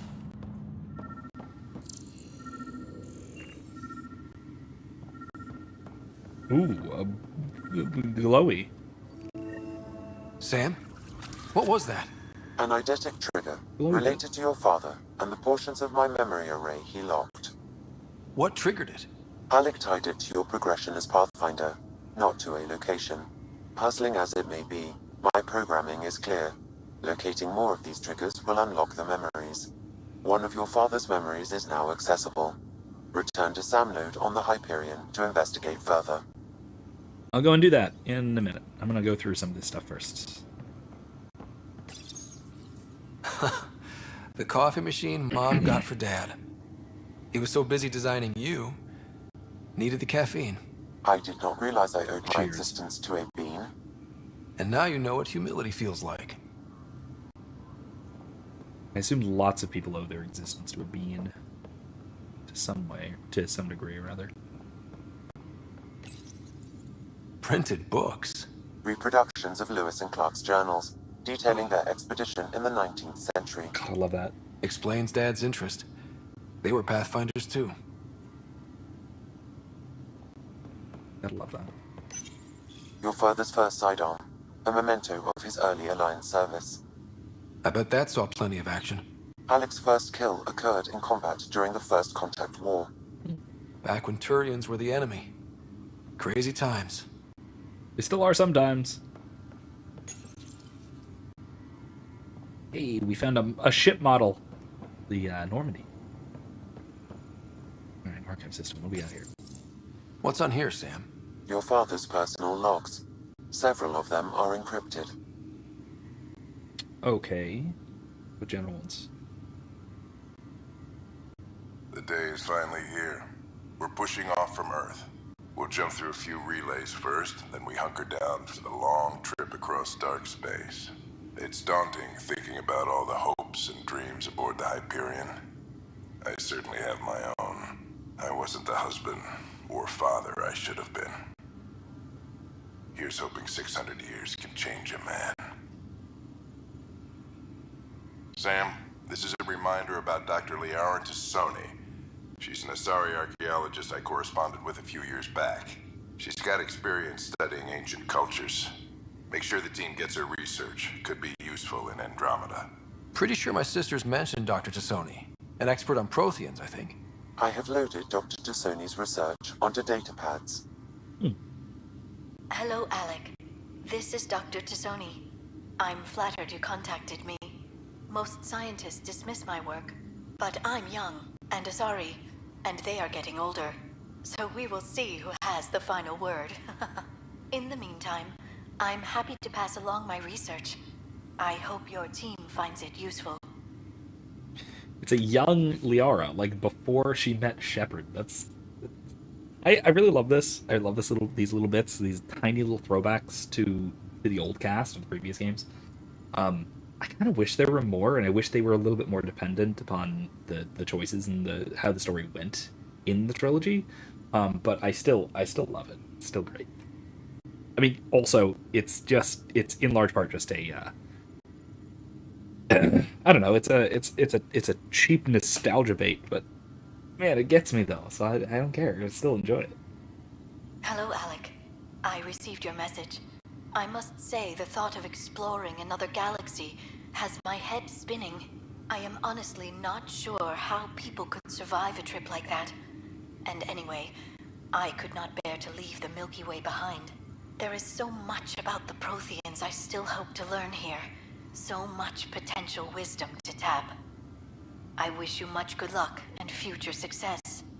Until she met Javik, who was an a-hole. Dunn's agreed to a scouting mission on Habitat 7. I'm gearing up now. I'm worried about Sarah. Dr. Tapero says she'll be fine, but she's my daughter. How can I not worry? I hate to leave her like this. It's these moments when you wish you told your children you love them more often. Or ever. Which brings me to the tough part. Kids, if anything happens to me, there are things you're gonna find out. I hope you'll understand. That log is not currently accessible. Unlocking my memory array may enable it. Nothing more. A bit from Liara. I am Dr. Liara Tassoni, and I've spent several decades researching ancient Protheans. It is common knowledge that the Protheans were an advanced race that flourished in the Milky Way about 50,000 years ago, then went extinct. Even at the time of this writing, the year 2182, their culture remains a mystery. During my studies, I have developed some practices that can be used when analyzing any ancient culture. I hope they may prove useful for the research community. Cool. So we have records on that. Again, that'll be very useful for, well, countering these remnant.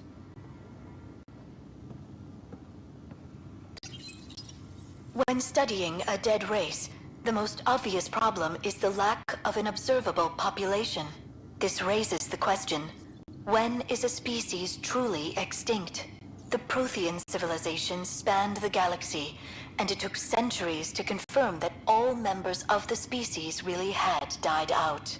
While it's possible that living Protheans may be found in a hidden pocket of the galaxy one day, yes, the chances are statistically trivial. One Once of them an in particular. extinction is confirmed, the study's nature moves from sociology to exoarchaeology. I think, though, even with... So, technically, I think the technical definition of extinction involves lack of a viable breeding population. And so, even now, once with Javik, hanging out with Liara and on the same ship together and contributing his own knowledge to her research, the Protheans are still extinct. He's an echo. He is a last remaining breath of vengeance. I mean, the Avatar of Vengeance, as he puts it, against the Reapers. And so, what we seem to have is an extinct race with a surviving member, which seems contradictory, but again, it's functionally not. There are even like animal species on Earth that are technically classified as extinct, but they still have existing members because they don't have a sustainable, at least not a wild, sustainable, sustainable breeding population in their natural environment. Like a lot of species are extinct outside of captivity, for example. So I think there is a pretty hard line there. It's a little bit fuzzy around the edges as to what qualifies as a sustainable breeding population, and that can change evolutionarily. But I think there are counterexamples. The Rakata in Star Wars were largely thought extinct, and might be by the time of, say, the Galactic Civil War, the original trilogy. I'm not sure about that, but they were thought extinct at the time of the Old Republic, at the time of Knights of the Old Republic, at the time of KOTOR 1 and 2. But Revan discovers Rakata Prime, their homeworld, with several surviving populations, breeding populations, continuing cultural populations, but with a degraded culture. And so this species, thought extinct, has a surviving population. However, their civilization had collapsed. So this is one of those species or societies that dances on that line of extinct or not. Their culture, their society is extinct. Absolutely. They no longer have the infinite empire. But their species, their biological species, degraded as it is, does still exist on that particular planet. I don't think anywhere else. Certainly on that planet. There are individual examples in a few other places, I think. Belsavis has one or maybe a couple. But yeah, anyway, let's see. When studying an extinct race, it is important that our preconceptions and current knowledge not color the facts. Liara. We must look to the evidence itself. The Protheans constructed the Citadel and an incredible network of Mass Effect relays. This speaks to a culture of the highest order. Such a monumental achievement surely must come from an enlightened race that was in harmony with its people, free of conflict and strife. Without the ability to study a living example, however, this can never be determined with 100% accuracy. There's something interesting about that. Maybe she's right about her inference. Because maybe it is the case that a warlike, conflicting civilization could not have built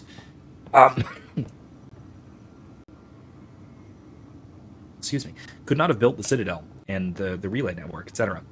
And so it was a reasonable conclusion to say that the Protheans, the builders of the Citadel and the mass relays, had to have been free of strife and conflict, internal or presumably external.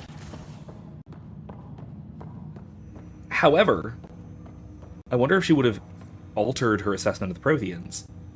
Actually, we know this. She does. No, actually, I'm sorry. No, she really doesn't. But she maybe should have, let's say, altered her perception of the Protheans upon finding out that they did not actually construct the Citadel or the mass relay network. Because she does find that out near the end of Mass Effect 1. She discovers that the Protheans did not actually build the Citadel, did not actually build the mass relays. That those were found by them, just like they were found by our cycle. And so, you would think that would cause her to reconsider her idea of the Protheans being this peaceful, enlightened society, because her evidence for that conclusion had changed. She discovered new evidence, or discovered that her previous evidence was not actually the case. But it didn't. She maintained this belief that the Protheans were these high-minded, enlightened philosophers until she met one who wasn't like that. So again, I think that this is, I think, the use for other disciplines studying philosophy, because a philosopher would have noticed that error, and at least thinking clearly could have detected it and overcome that error, overcome that presumption. Ryder, the blocks your father placed on my array are opening. I can now recall specific memories which Alec wanted you to see. Wait, I can actually see his memories? Yes. You will experience them via your implant. Okay. Something new every day. Let's see it. This memory is from the time when your father was posted on the Citadel. Alec, your recommendations will never fly. Artificial intelligence? It's our best option. If the Council gets wind of this, it'll set humanity standing back decades. You're overreaching. Ambassador Goyle, I'm the military attaché on the Citadel. My mandate is clear. Find an edge for Earth. And AI is your answer? We need to catch up. The Asari, the Solarians, they're centuries ahead of us. I wish they'd re-rendered old uniforms for this. Their rules, not ours. Why deny Earth an advantage? Define this advantage. It will set us free. We're prisoners of our own five senses. There's a reality greater than ours that we can't perceive, but an AI can. How? By augmenting our own abilities and adding a few new ones. Well, none of that stopped those Geth from revolting. Because they were separate from their creators. But AIs and humans interface directly, experiencing the world together, benefits both. There's no creator to revolt against. I'm sorry, Alec. We can't take the risk. I appreciate your work, but your request will be denied.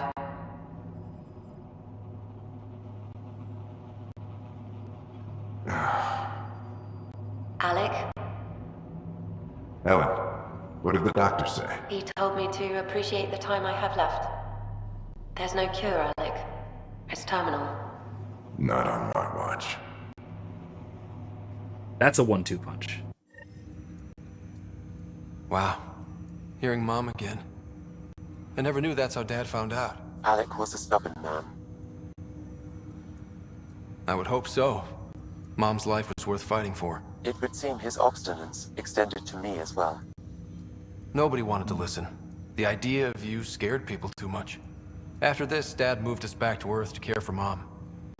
Wonder why he wanted me to see this. Perhaps it was the beginning. Of what? Unknown. Private audio logs are now available in your father's quarters. I detect additional memories, but they are currently locked. They may yet hold answers. Okay, I'll keep working on it. Okay.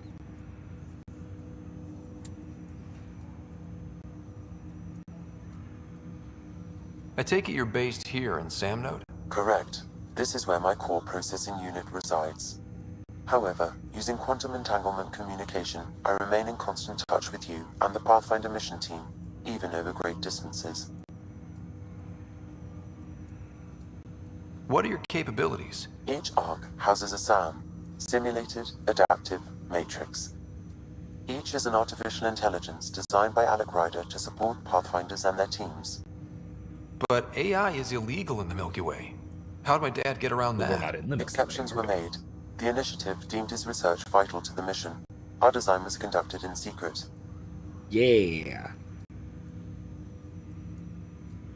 Oh, yeah. Go around the law when in doubt. I mean... Erica says at least it's not a basement. Yeah. Ben, her character, basically built something akin to this using stolen servers in a basement on Elysium. Mom's basement. Housing an AI mega server. Also using some Prothean technology, which backfired a little bit here and there. So there are other SAMs out there? Correct.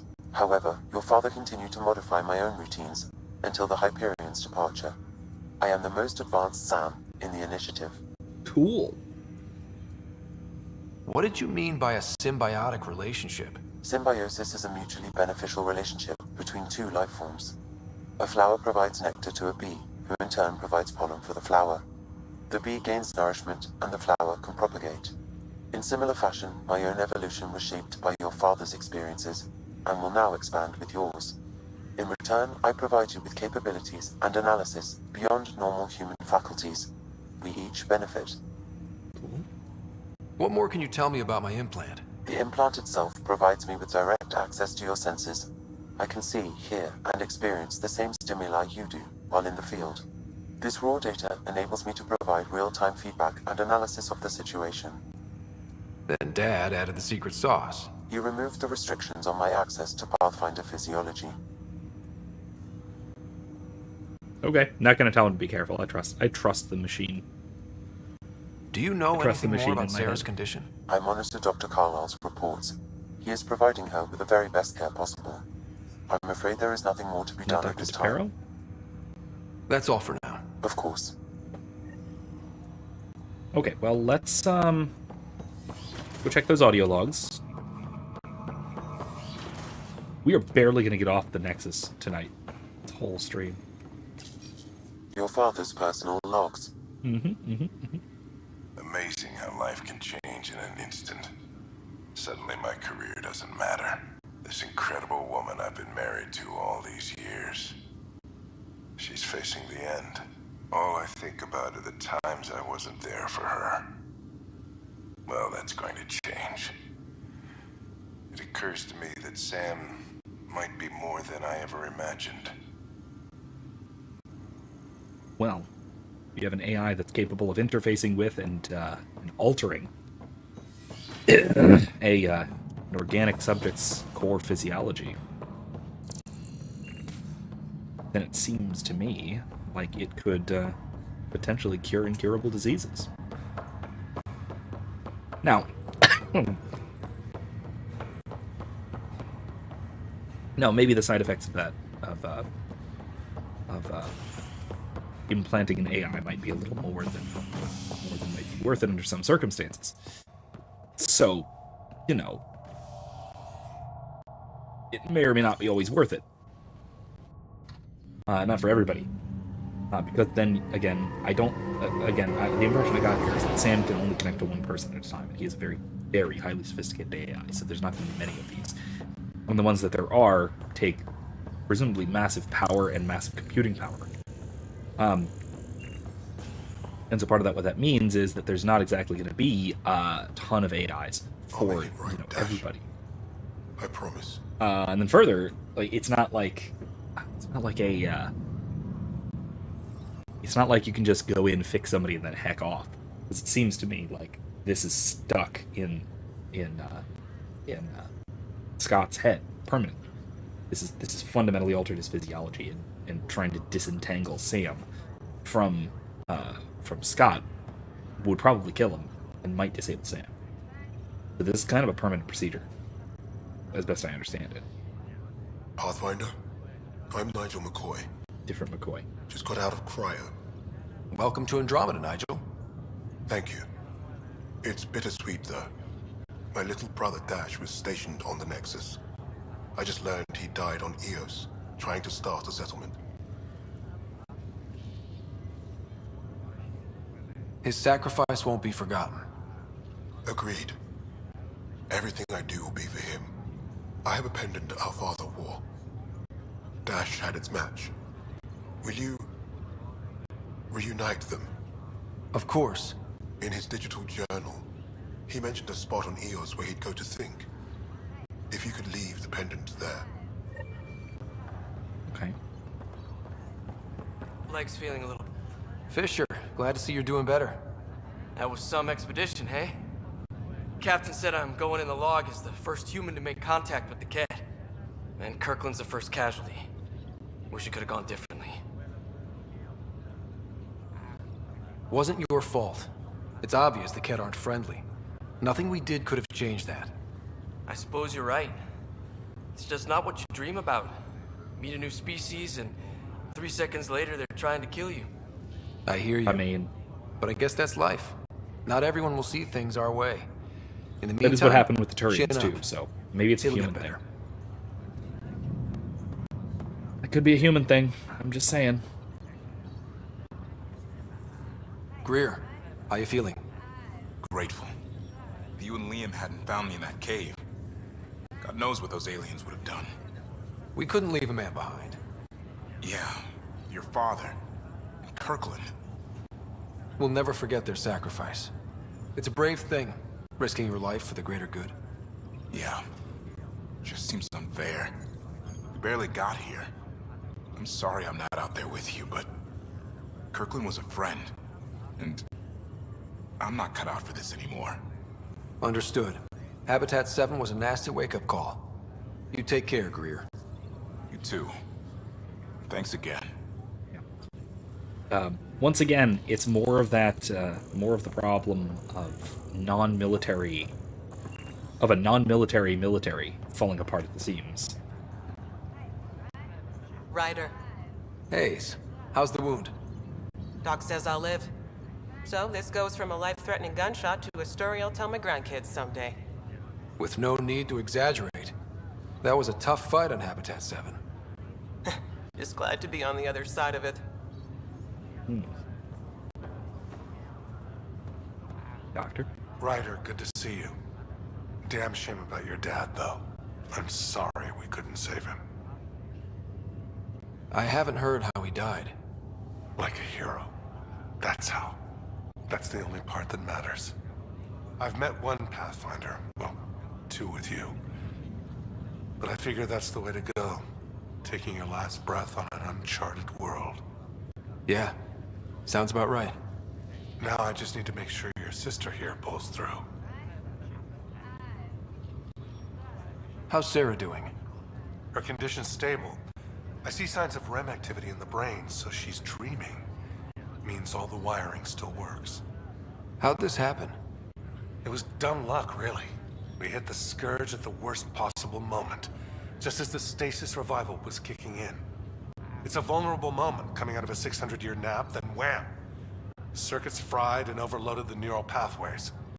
Don't worry, I'm on it. We're not losing another Ryder. Good, thanks.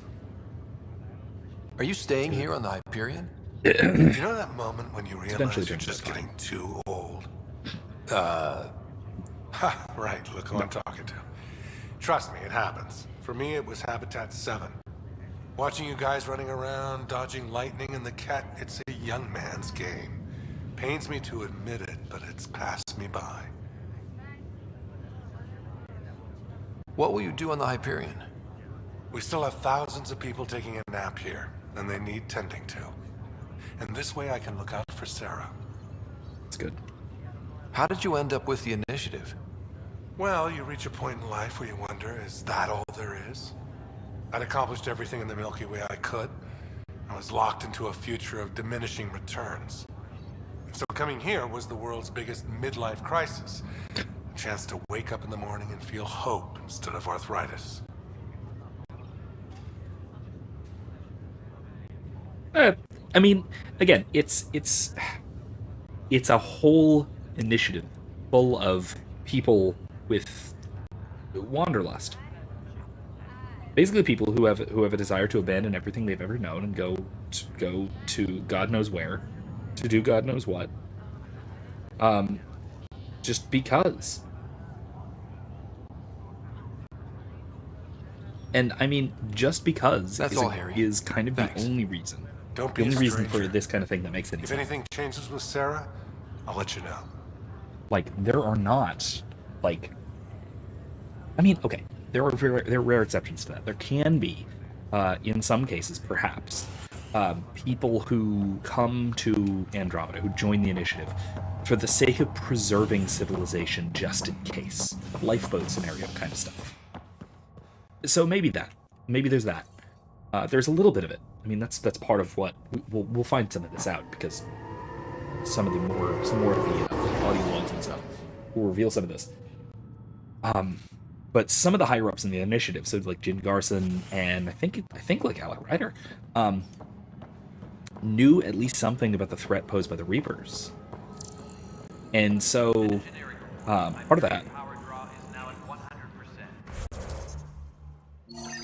that meant that what they were doing was trying to preserve civilization in case it was wiped out by this massive threat, whatever it is. And so that's a reason people might have, but that's very, very few people involved with this. Most people, it was to see what's over the horizon.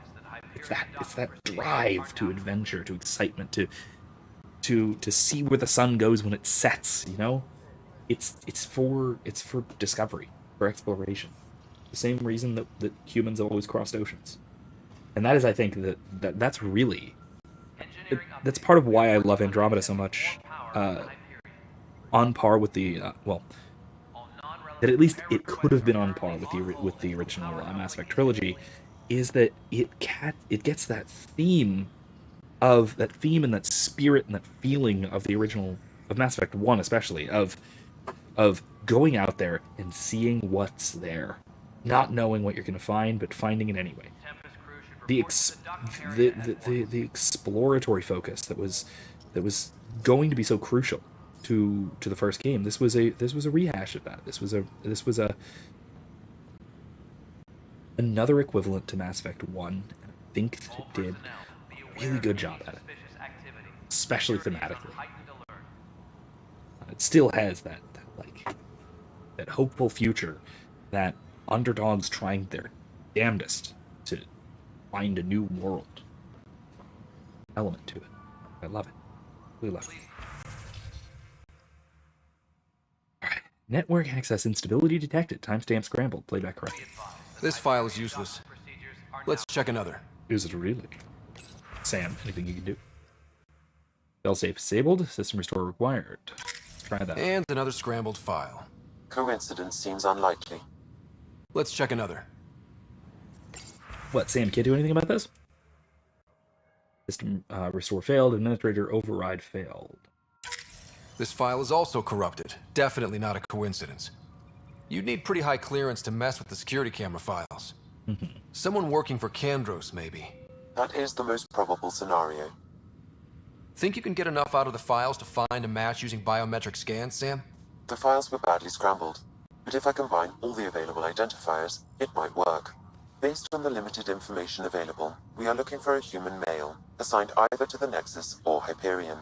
You will need to conduct scans from close proximity. That is... Got it. All personnel, be aware of any suspicious activity. Security is on heightened alert. That is, way too vague.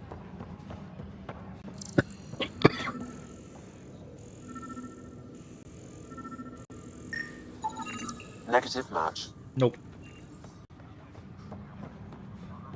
Why would they be Hyperion? It's very strange that it could be Hyperion. Personally. Negative match. Okay, no. Disembarkation procedures for Hyperion are on Up there, maybe? Security upstairs.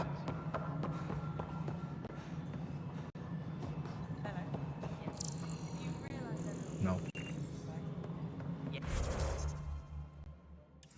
Downstairs.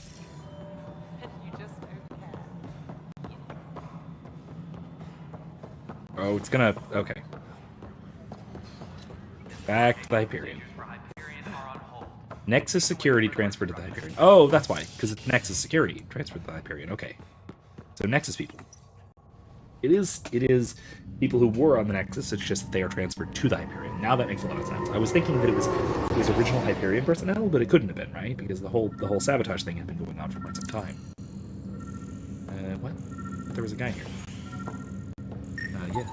This person is not a match. Nope.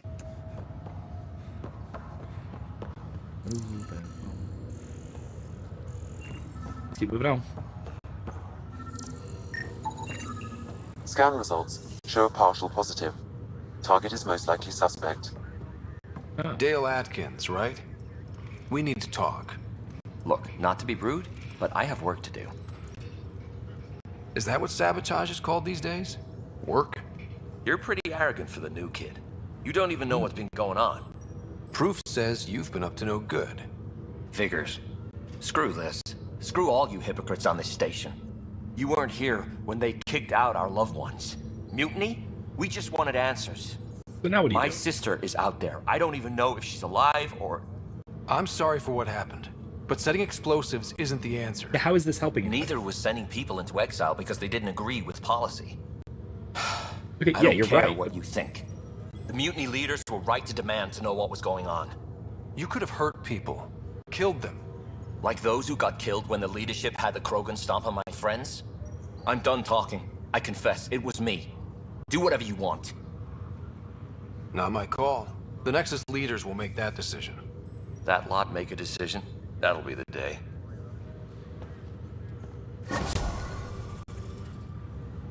Okay. Well, I mean, that's really the thing. Like, he's right. He's right that it was largely the leadership's fault that the attempted coup happened. However,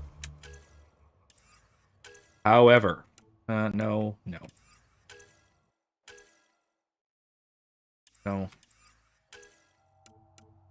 I'll get these eventually. Pendant on EOS. Terminals. Minerals. Science vessel. No. Priority ops it is. Anyway, though, right? It's, I think... let's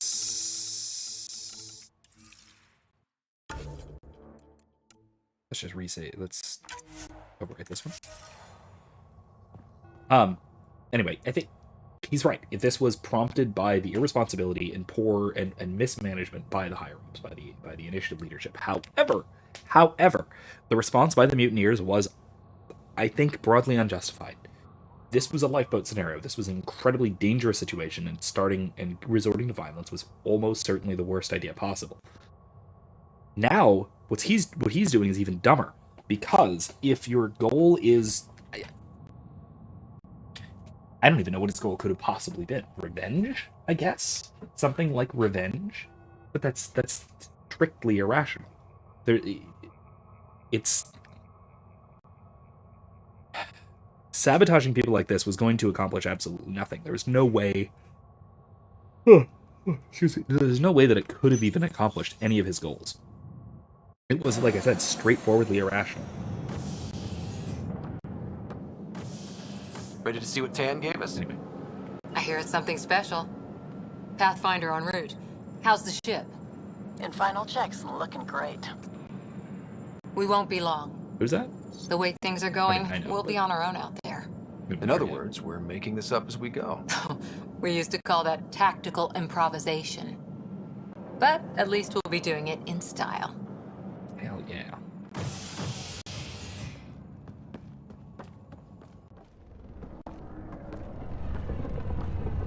They call her the Tempest. Oof.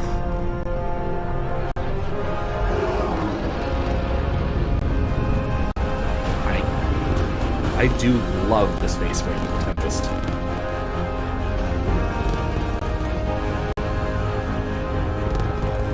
It's such good theme music too.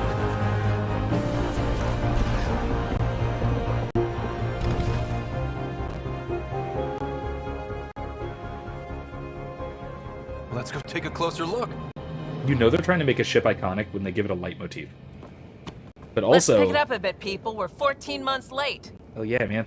Also, it's such a stylish ship too. I So love you're it. the one who's making everything happen.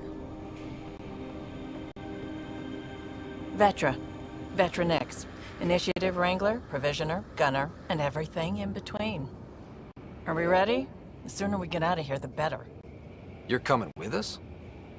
Yes. Otherwise, there's no way they're letting this ship off the station. Why? Why is that? What's the rush? Just don't want to waste any more time. Hold it! You're not going anywhere. Damn it. Is something wrong? Director Addison wants to see a complete report of the Tempest's supplies, munitions, and crew. Director Tan overruled Addison.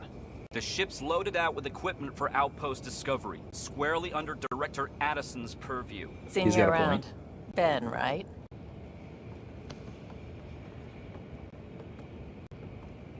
Came here with a family, didn't you? Son still in cryo?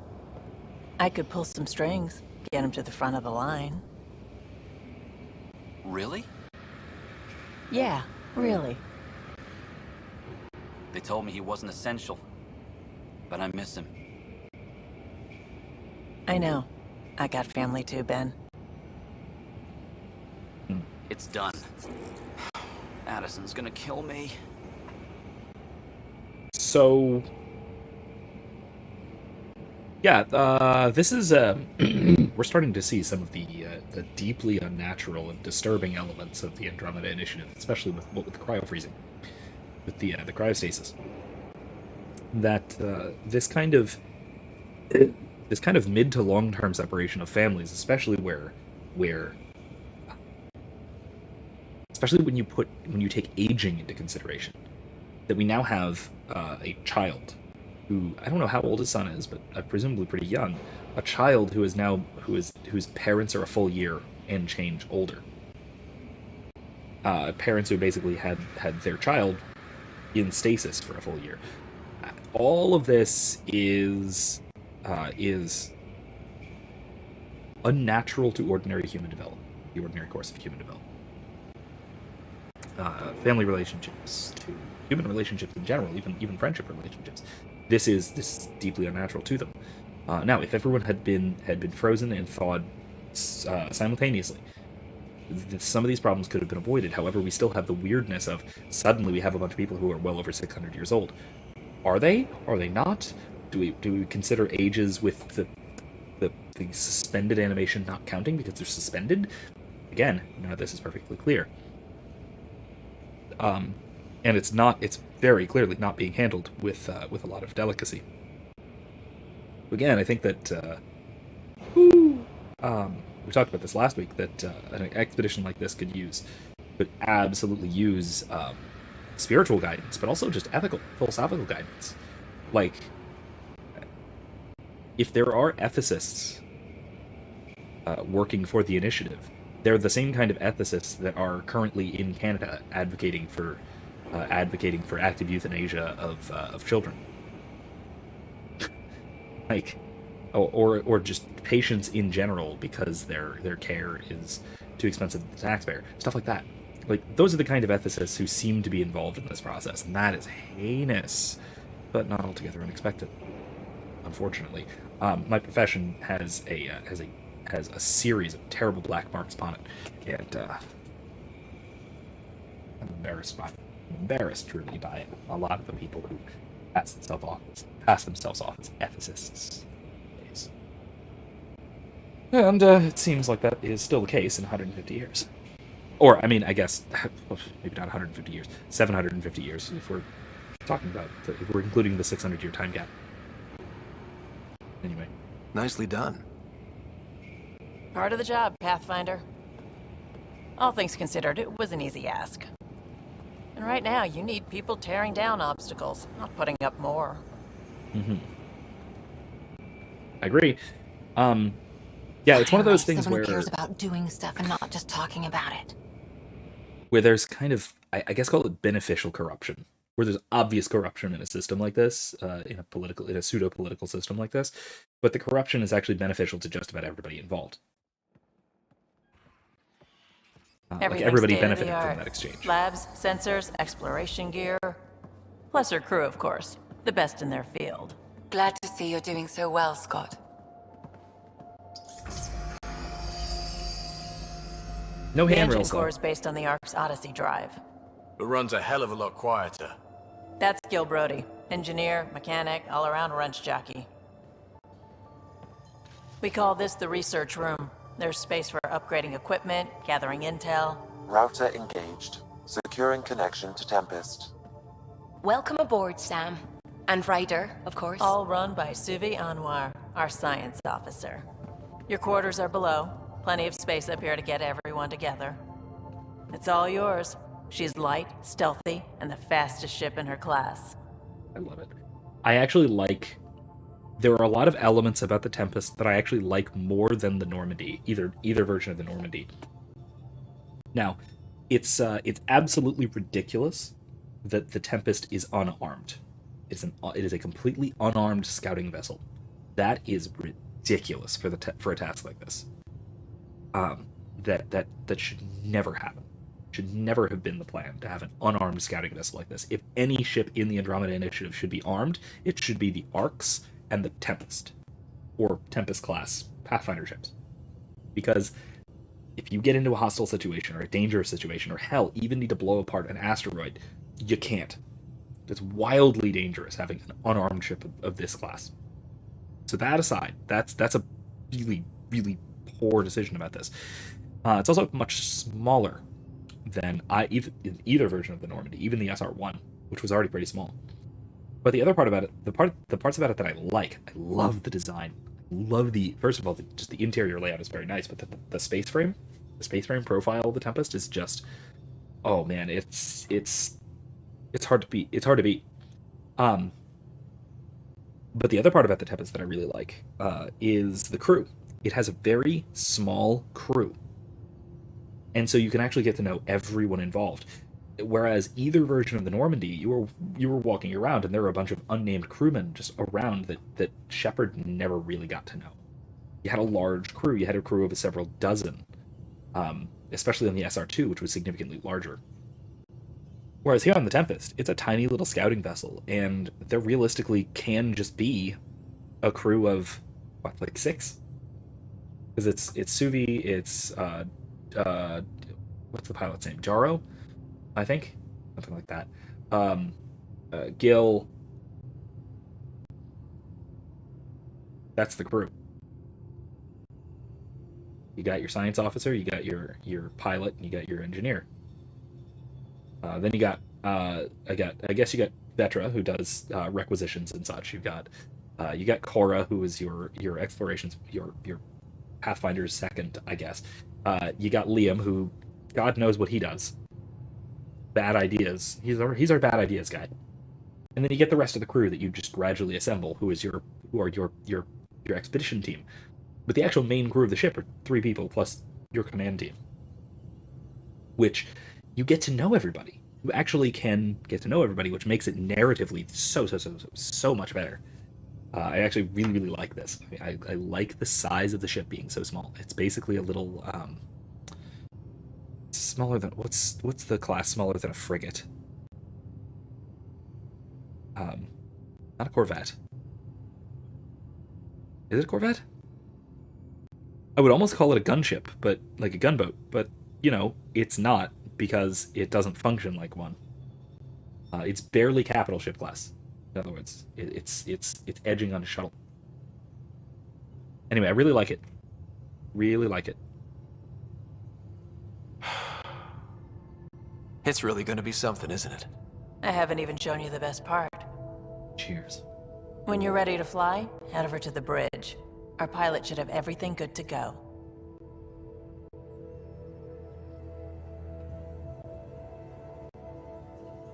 Oh, medical officer.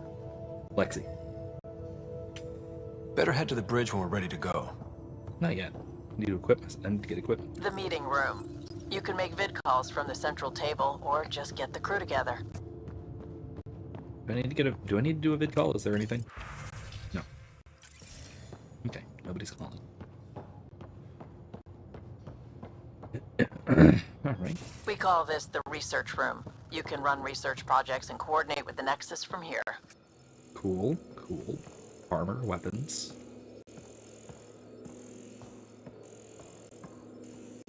Biosamples.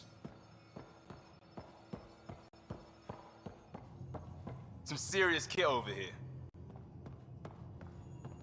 Oh, strike team missions. This console reports on the militia's current strike team missions, Pathfinder.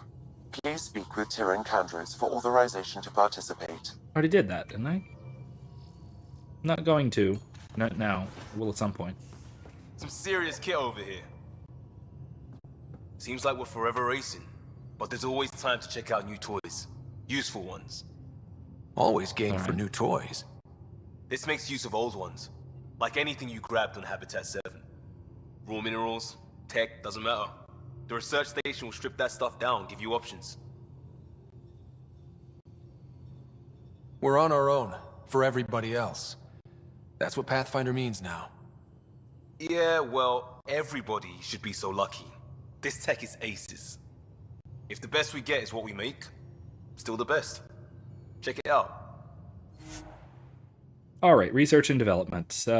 Basically I can craft stuff.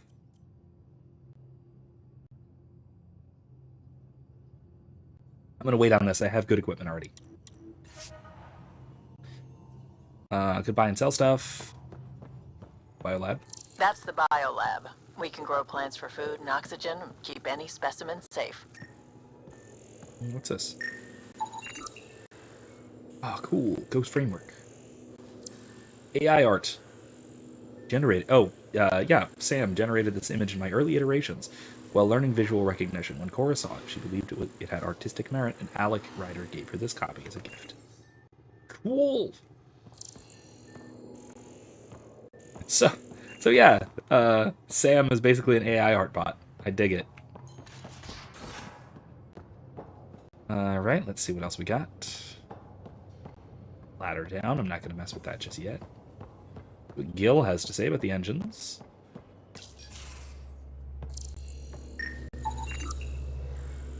Tempest Odyssey Drive. Long distance operation to maximize thruster efficiency. I can't talk. It's getting late.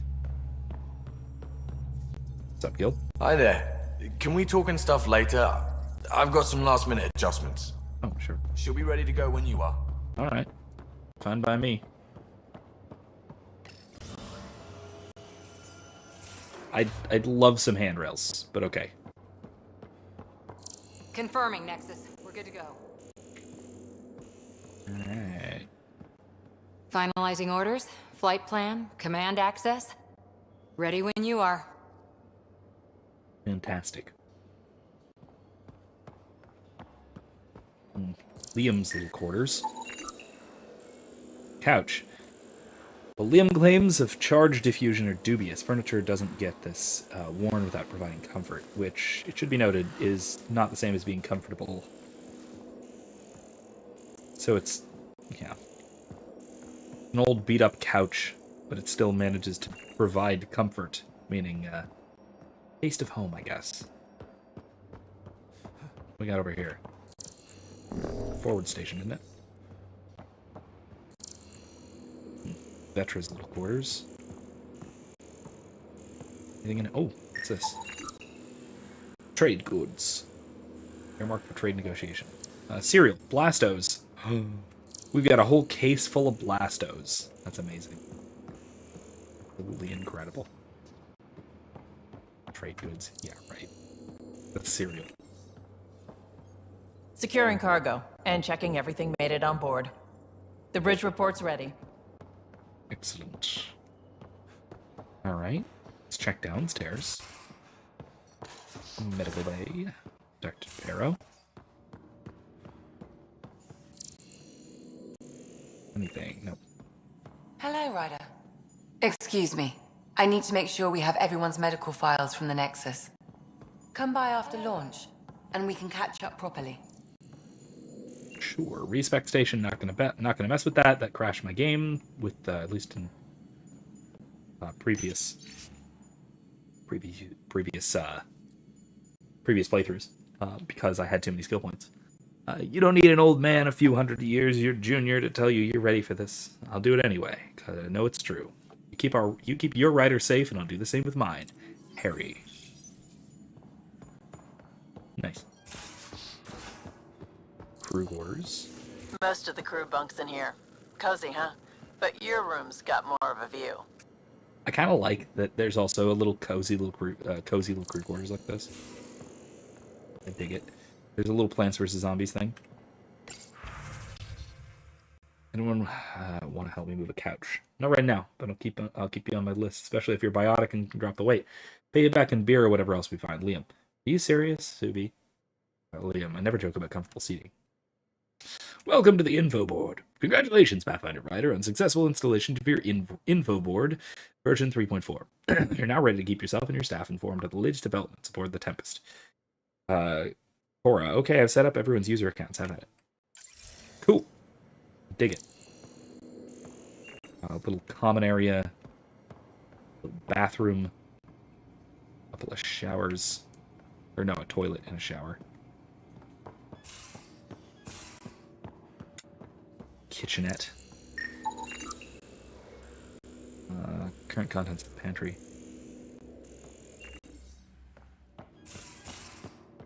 These are the Pathfinder's quarters. Nice. Your quarters. Sam's router is down there too. Clothing and armor customization, which I'll deal with eventually, maybe. Special delivery cache. Ooh, got a bunch of stuff. Okay. Oh, here, see, look. SpaceX model rocket. I told you there was a humans early spaceflight codex entry. Nice. Email. I'm a freelance vid maker. I could really use your help with my latest project. It's going to be historic, I hope, just like your mission. Can we meet on the Nexus for a chat? I'll explain better in person. Acknowledged. We'll do that next time, probably. It's getting I want to at least get to EOS. I'll talk to Sam later. I don't need to talk to Sam now. Dude. I love these environments on the Nexus. I wish there was a little more of it. I wish you could kind of like wander around down there, you know? Cool. Real cool. Okay. I believe there's an armor locker at the bridge too, which I'll use that.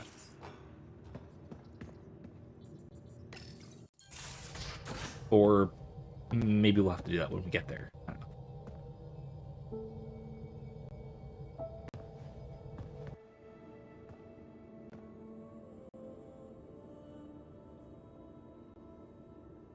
Departure trajectory locked, Nexus Control. What's his name? Ah, time for introductions. You must be Ryder, Callow Jath. A pleasure to be here, and to meet you, of course. I'll be piloting the Tempest at your word. Quite the ship, but it'll take a Pathfinder's guidance to see us through Helios.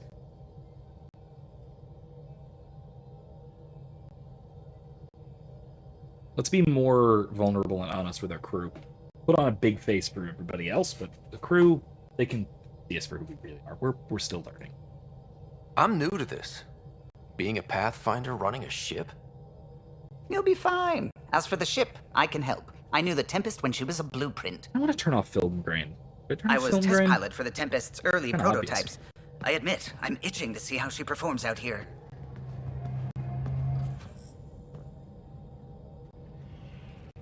So how do I... The console syncs with your implant. Just swipe, touch a destination here, and the nav system calculates everything. Very efficient. It was optimized for a Pathfinder. Everything's secure, if you're ready. Is anyone ready for something this big? We signed on for the big stuff when we came to Andromeda. All right. Excuse me. Excuse me. Command access is transferring successfully. Science and monitoring stations look fine. Lexi's reporting in. Helm is green. Gil reports the drive core is online. This is it, Ryder. The Tempest is yours, unless you've got something to say for the log. Captain's log.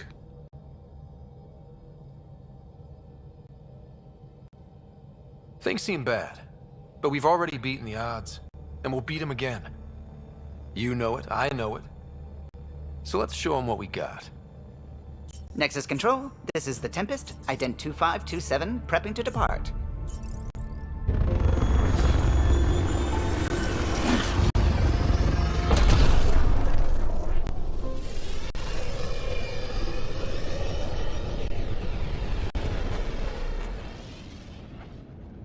Departure vector verified, Tempest. Godspeed, Pathfinder.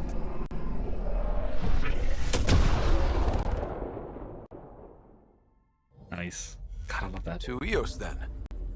What would have been our Habitat 1? 2 failed outposts put an end to that idea. Maybe we can turn things around. Callow, take us in. Pythias. A bunch of stuff up here. And there's a big old black hole in the middle. Keeps this cluster stable, I guess. Go to Pfeffer, just for now. We can see the animation for this.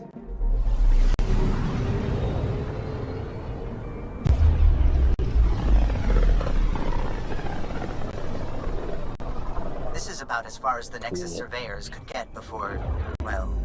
Let's see what's waiting here. Let's see, indeed.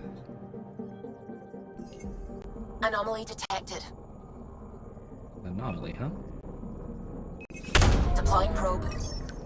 Tracking a huge mineral deposit.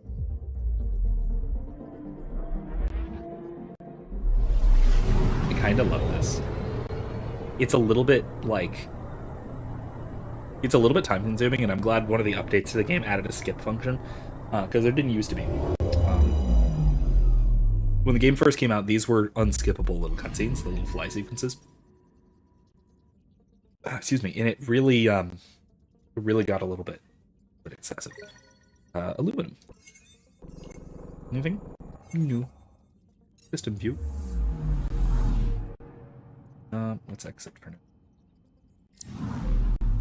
Because I want to go to my equipment locker.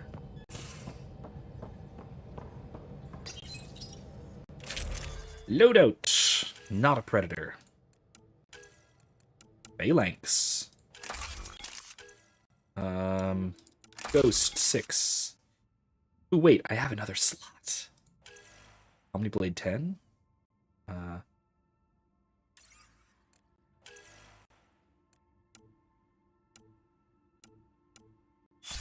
Saber. Ooh, I need to make another gun. Armor. Spear point and Sempit armor.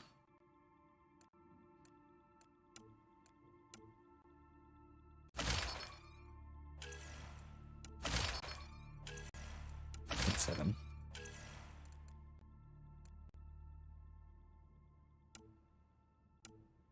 Initiative spear point. Dad's armor. Yeah. Zoomables.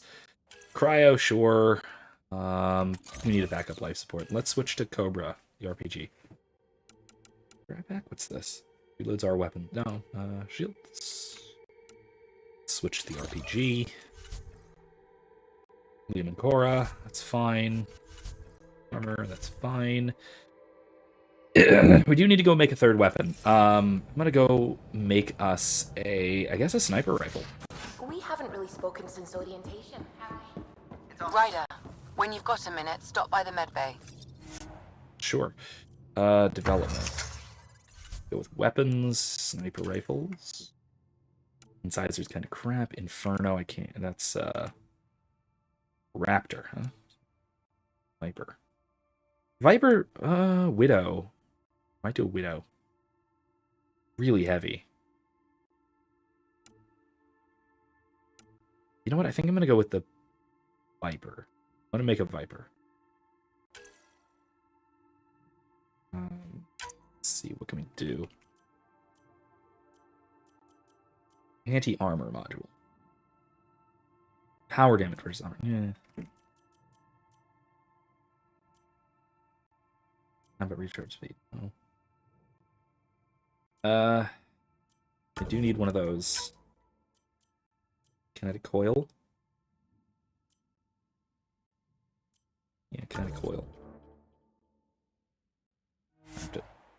Viper.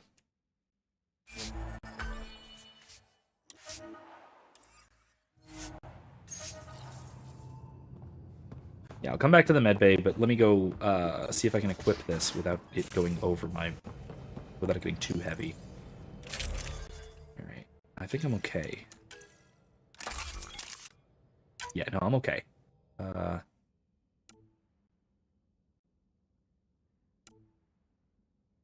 Air clip. I don't want to reduce accuracy, that's really bad. Quick receiver. Reduce weak point bonus, I don't want that. Accuracy at the expense of stability. That's actually pretty good. Aerothermal clip. Adds to its weight.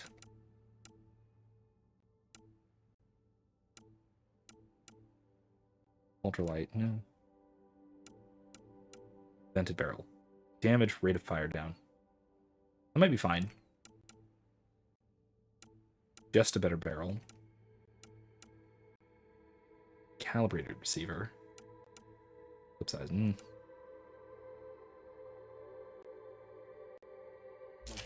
Heavy spare clip.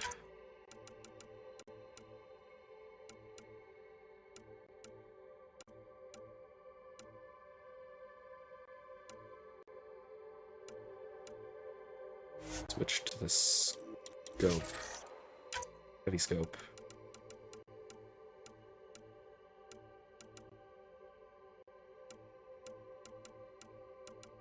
Any good barrels?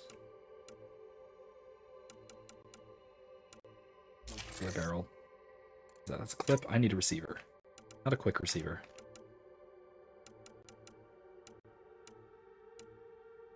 Vented barrel. Calibrated receiver? Size. I don't want to get rid of clip size. I just want a regular old sniper rifle receiver. There we go. Confirm. Sweet. Let's go talk to Lexi. She wanted to talk. I really hope we're at least gonna get to EOS tonight. I don't know though. I'm honestly not sure if we're even gonna get to EOS with all this.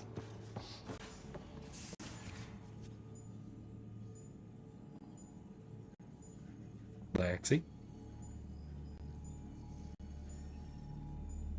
No.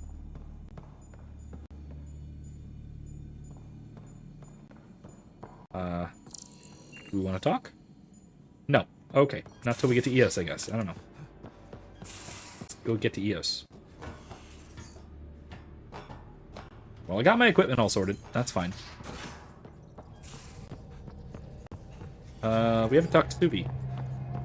Or Callow, for that matter. Ah, Pathfinder. It's so wonderful to meet you. I'm Dr. Suvi Anwar, assigned to act as liaison between your crew and the Nexus science team. Welcome to my team. I look forward to working with you. Likewise. I can't wait to get to work. There hasn't been much to do so far, unfortunately. I've studied all the planetary scans. I've even had some hands-on experience with Helios soil samples. If you want, I'll send you my analysis on the native bacteria and microfauna. 60 pages. That's a lot of pages. About dirt.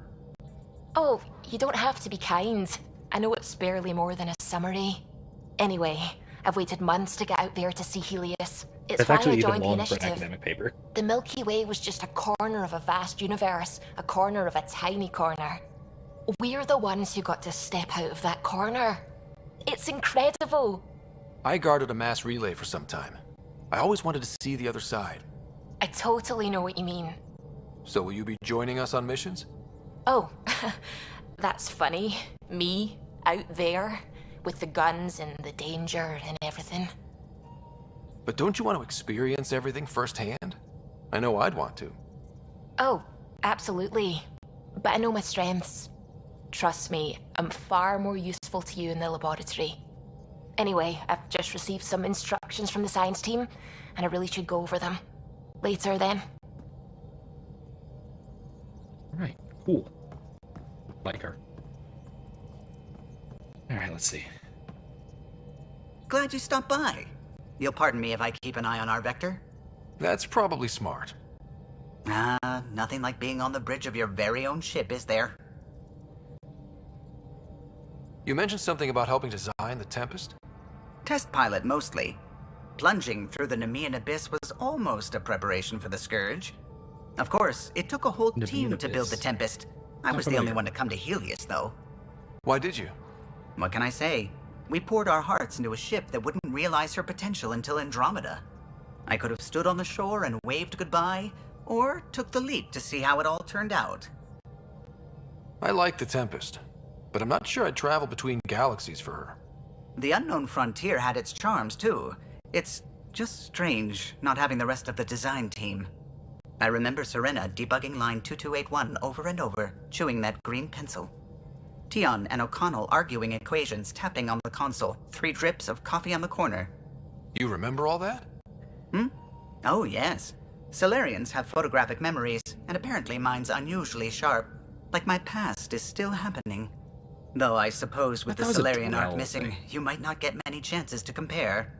That's kind of supposed to be more of a Drell thing, but. Did you hear anything about the Ark back in the Nexus? Not a peep. Isn't that strange? You'd think there'd be something. Not that I dislike your company, but it's lonely without other Solarians. Cheer up, Callow. We'll always have Director Tan. That snide little bureaucrat? All the more reason to find the others. I should get back to it. Like but thank you. Callow. I was afraid the Tempest would be mothballed after we lost your father.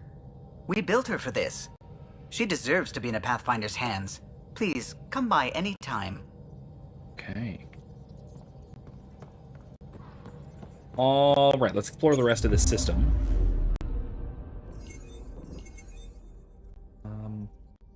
System view. Orvav. Nothing to scan. Check out these planets, one by one, shall we? You'll forgive me if I skip some of this. I want to get through enough of these to actually get to Eos. Anything on the planet? Nope. Thin atmosphere, it's a brutally cold desert. It's going to reach extremely high temperatures and direct sunlight. Limited exploration to twilight hours only. So basically this little band, that's it. That's all we're allowed to explore. Okay.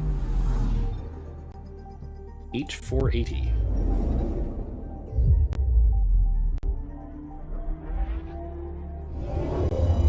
Maybe when we have more time, we'll enjoy some of these little transition bits. Because I do so love them. It's nice to just kind of fly through space, you know. Thick dust clouds, dangerous electrical storms, heavy gravity, render H480 inhospitable even for well-equipped Krogan explorers. I mean, Elcor maybe when they get here? I don't know. Maybe. Rare. How about that?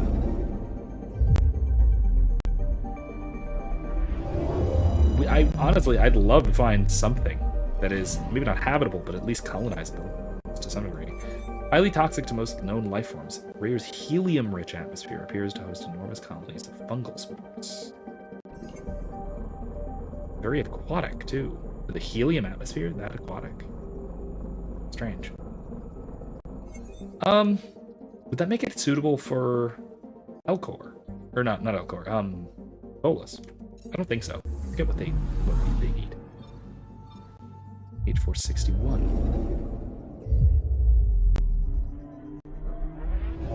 Down to the edge of the system. Outlying world is comprised of iron and frozen nitrogen. One oddity stands out. Certain geological features suggest nitrogen seas were once liquid. Interesting. So they boiled off at some point. H479. It's odd that they boiled off that far away from the star. It suggests increased solar activity, maybe? Nothing here. Extreme radioactivity and high-velocity winds makes H479 a poor candidate for mining, despite its rich metal deposits. A potential candidate for future endeavors. Down the line. There's time. There is time to establish a civilization. Alright, let's check out this black hole. Let's actually do the fly this time. The fly through this time. This is really neat. Fly towards that black hole.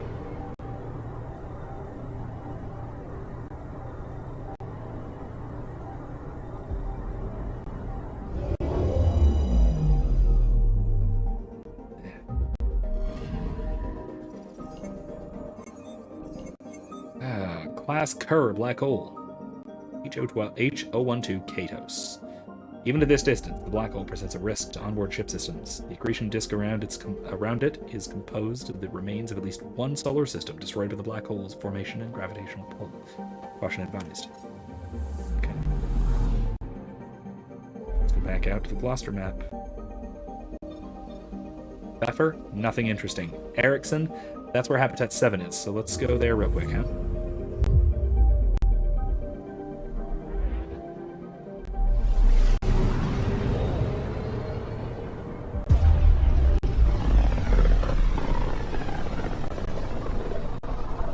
So this is where the human ark first entered Helios? Heck of a wake-up call. Yeah, look at that scourge. I'm picking up something. Oh. Probe away. Something in the... Getting a scan. Something in the scourge. Let's check it out. Shuttle spotted. Drifting. It sustained catastrophic electrical damage.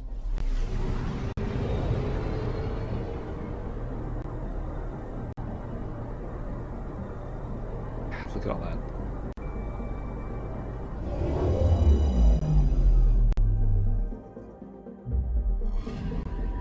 That's the research vessel Dr. Aridana informed us of. There are no life readings within. She'll want to know. Alright. Remnant research data, huh?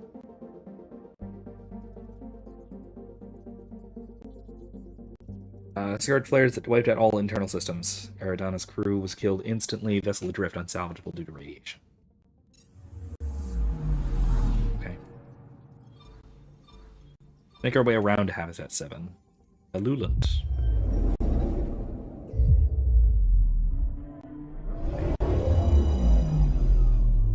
What's with that?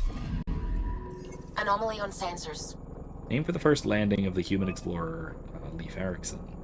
Haluland's crust is largely composed of aluminum with sulfur deposits brought to the surface via volcanic activity. Probes launched.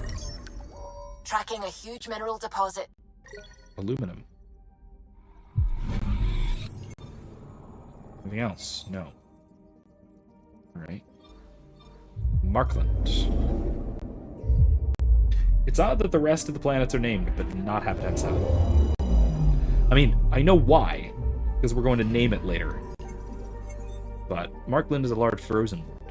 Its surface composed mostly of silica, deposits of cobalt. The planet's albedo is unexpectedly dark, suggesting geological activity or contamination from the Scourge. Right, nothing useful, really. Vinland. Oh, it's a moon. There's a gas giant. It's a cool albedo, I'll tell you what. Look at that. I'm picking up something. Look at that blue. Oh, that's gorgeous. Vinland. Vinland's a small rocky world with a pressure cooker atmosphere composed of argon and carbon dioxide. Its valuable cobalt deposits would require robotic mining to volatile surfaces. Probe away. We've got a crater. Okay, crater. What's in it? Impact of heavy debris, possibly from the Scourge. The meteorite still contains valuable resources. Experience, that's all. Okay. Okay, now that we have a ship that's a little more capable of it, let's check out Habitat 7, shall we? It has a ring! Very cool. I'm picking up something. Even visual scans show that Habitat 7 is no longer a promising settlement world. The planet's atmosphere is largely argon-nitrogen, and little projected plant life has survived. Deploying probe. Satellite detected. Monitoring satellite. Oh, accidentally from Hyperion. Okay, cool. Got one. Anything else? No. Alright. Let's get out of here. Let's go to Pythias. Let's get ourselves to Eos. 15 minutes until the end of the stream tonight. Yeah! Oh, man. I swear, we're at least gonna land on Eos by the time we're done. We're at least gonna land. System Pythias. Andromeda Initiative Habitat 1. Designated Eos. It was supposed to be an easy first step. Until no one else showed and we got clobbered. Twice. Why has Sam altered frequency detection? What are we hearing, Sam? There is a signal, Pathfinder. I recommend an immediate examination of Eos. Deploying probe. Asteroid. Tracking a huge mineral deposit. Okay, well, let's just go around this way. Let's start at Khonsu. Egyptian god of something something. I only know that because of Anomaly detected. Moon Knight. Khonsu's oddly mild climate, given its orbital distance and rich resources, made it a candidate for a mining outpost. However, its unexpectedly rugged terrain is table discussions indefinite. Probe away. Okay. Tracking a huge mineral deposit.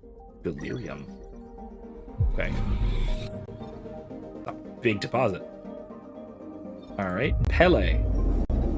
So everything is named after different deities, because Pele is the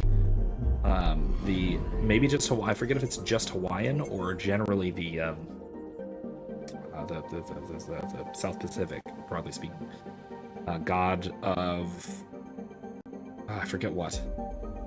Tidal heating and a bombardment from Pythias asteroid belt has aggregated Pele's volcanic activity. Methane in its upper atmosphere contributes to this planet's scorching conditions. Okay. Unhelpful. Spectacularly unhelpful. H060.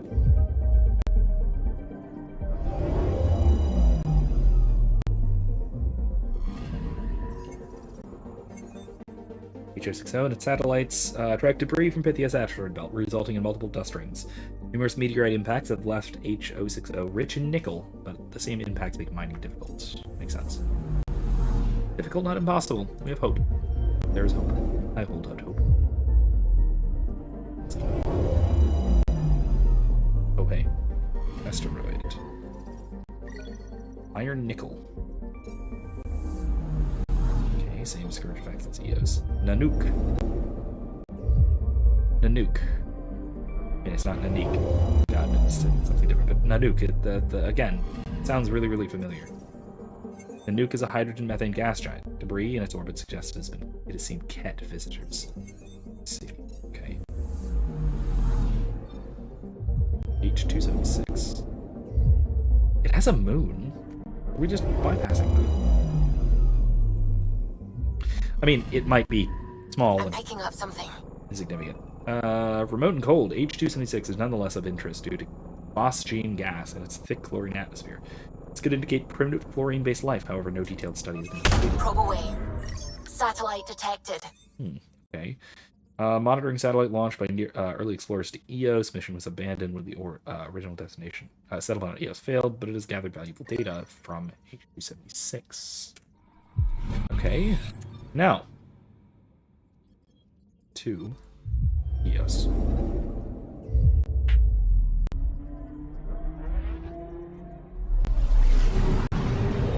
I also love that with the sort of streaks along the side of the screen. I love that it portrays travel within a system as at least as FTL, as it would realistically have to be to go in any reasonable amount of time. A mirror of the signal on Habitat 7. Possible atmospheric manipulation. Is that possible? We'll find out. If it is like Habitat 7, no doubt we'll run into the Ket. Alright. Desert world racked by deadly radiation-contaminated storms. That's not great. Cataloged as non-viable after numerous attempts to settle. Alert signal detected, similar to the devices on Habitat 7. Do it. Wait. Yeah, I'll talk to Lexi later. When we get back on the Tempest. Okay, good. Armor's fine. Squad... Liam and Cora? Actually, you know what? No, let's bring Vetra and Cora. Oh, by the way, this is what Cora's supposed to look like in the actual finalized game design. I really do prefer the original, or the concept art version with the darker hair and softer features. Anyway, Vetra, Drifter Mercenary. Cora, Biotic Commando. Has she mentioned yet that she fought alongside Asari Commandos? I don't know if she's mentioned that yet. All right, I got a pistol, I got an assault rifle, I got a sniper rifle, and I got a sword. See you on the ramp. Hope we're all that ready. Callow, all right? Integrating search area from Sam. How he pulled that mystery signal through the storms, I have no idea. Multisensory neural collation. Amazing. Factory fresh across the board. Spinning up the compensators. You're already tuning the displays. We'll get a better read on this pass than the Nexus has had in months.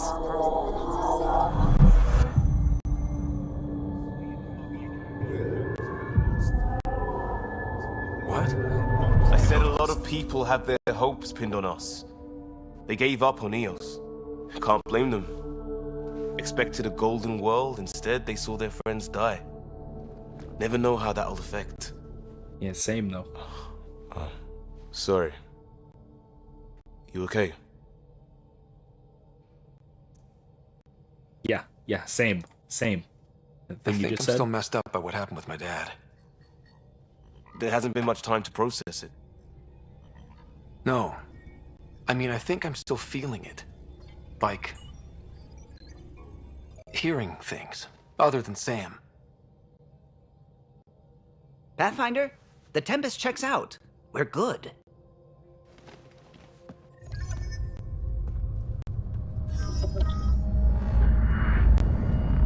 Take us down. You have no idea how long I've wanted a Pathfinder to say that.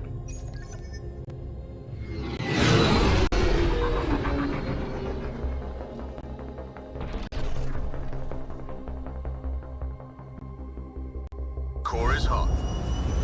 Shields holding, adjusting entry. We got this, right?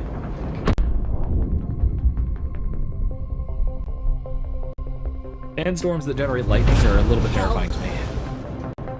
As a Floridian, I will never understand sandstorms. There. Set us down at this nav point.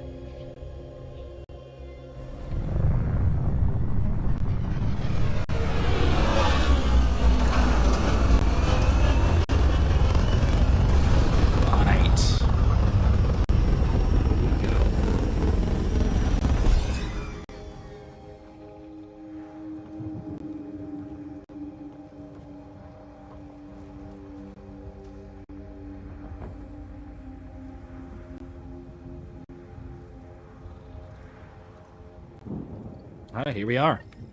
What are we even supposed to do here? Reports state this planet suffers deadly storms that are contaminated by radiation from the Scourge.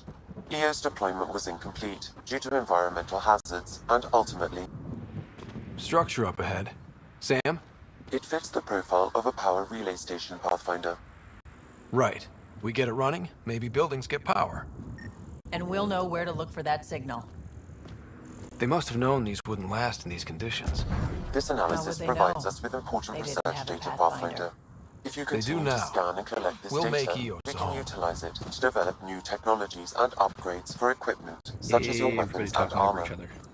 These shield masts are protecting against the radiation, but they're wearing out fast. Standard issue.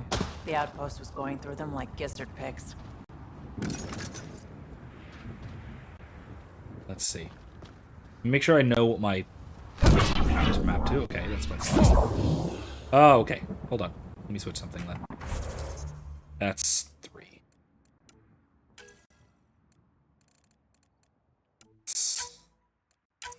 Set on 3 and put throw on 1 because my buttons are backwards. All right, sweet.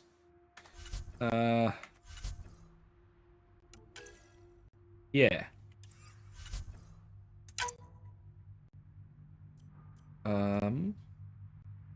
Switch those. Cool. Yeah, it's what I thought. All right, so first things first. Really, Ryder? Yeah. Sup?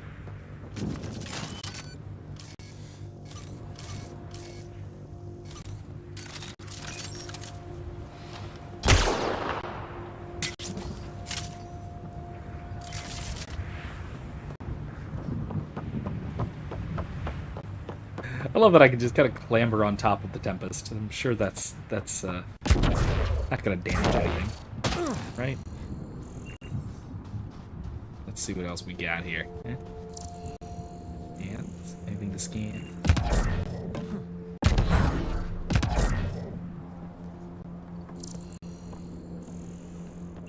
Whoop! Hello.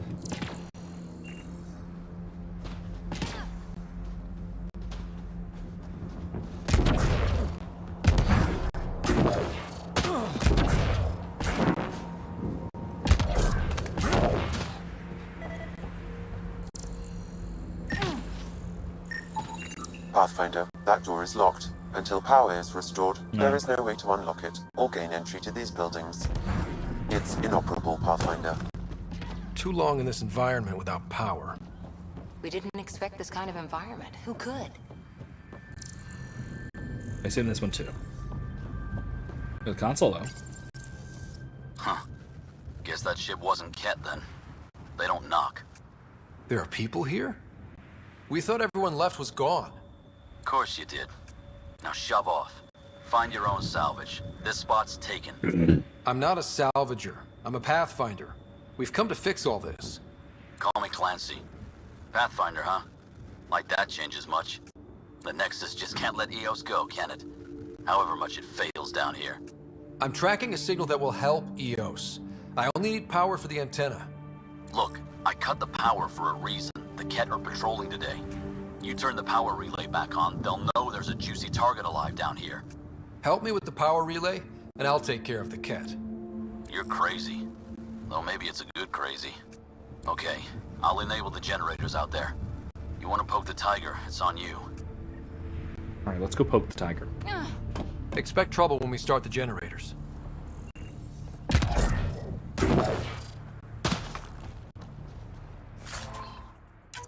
Omnigel canister. Ah, good old Omnigel.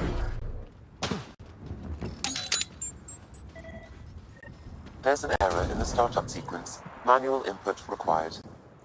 Damn it. Please scan one of the pylons to determine a hackable input location.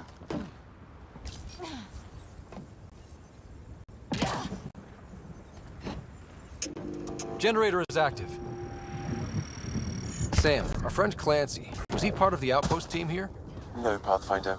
According to Nexus records, he's stationed in the hangar bay. So he used his clearance to sneak off the station. Make some credits on the side. Why? Don't sound so impressed. Supply crates. Generator interface possible. Location marked. Cool. This is going to attract some cat, isn't it? We've got company.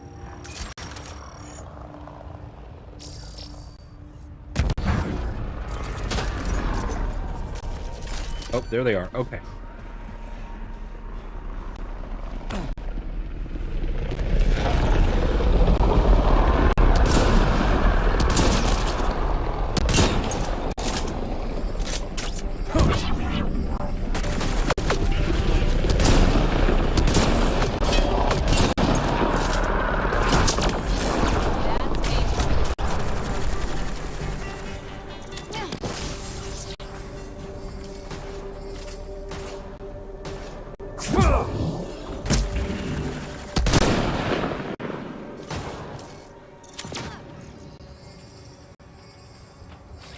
Moving.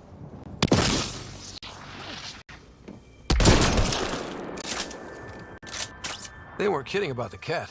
The power relay station is ready for activation, Pathfinder. That's cool.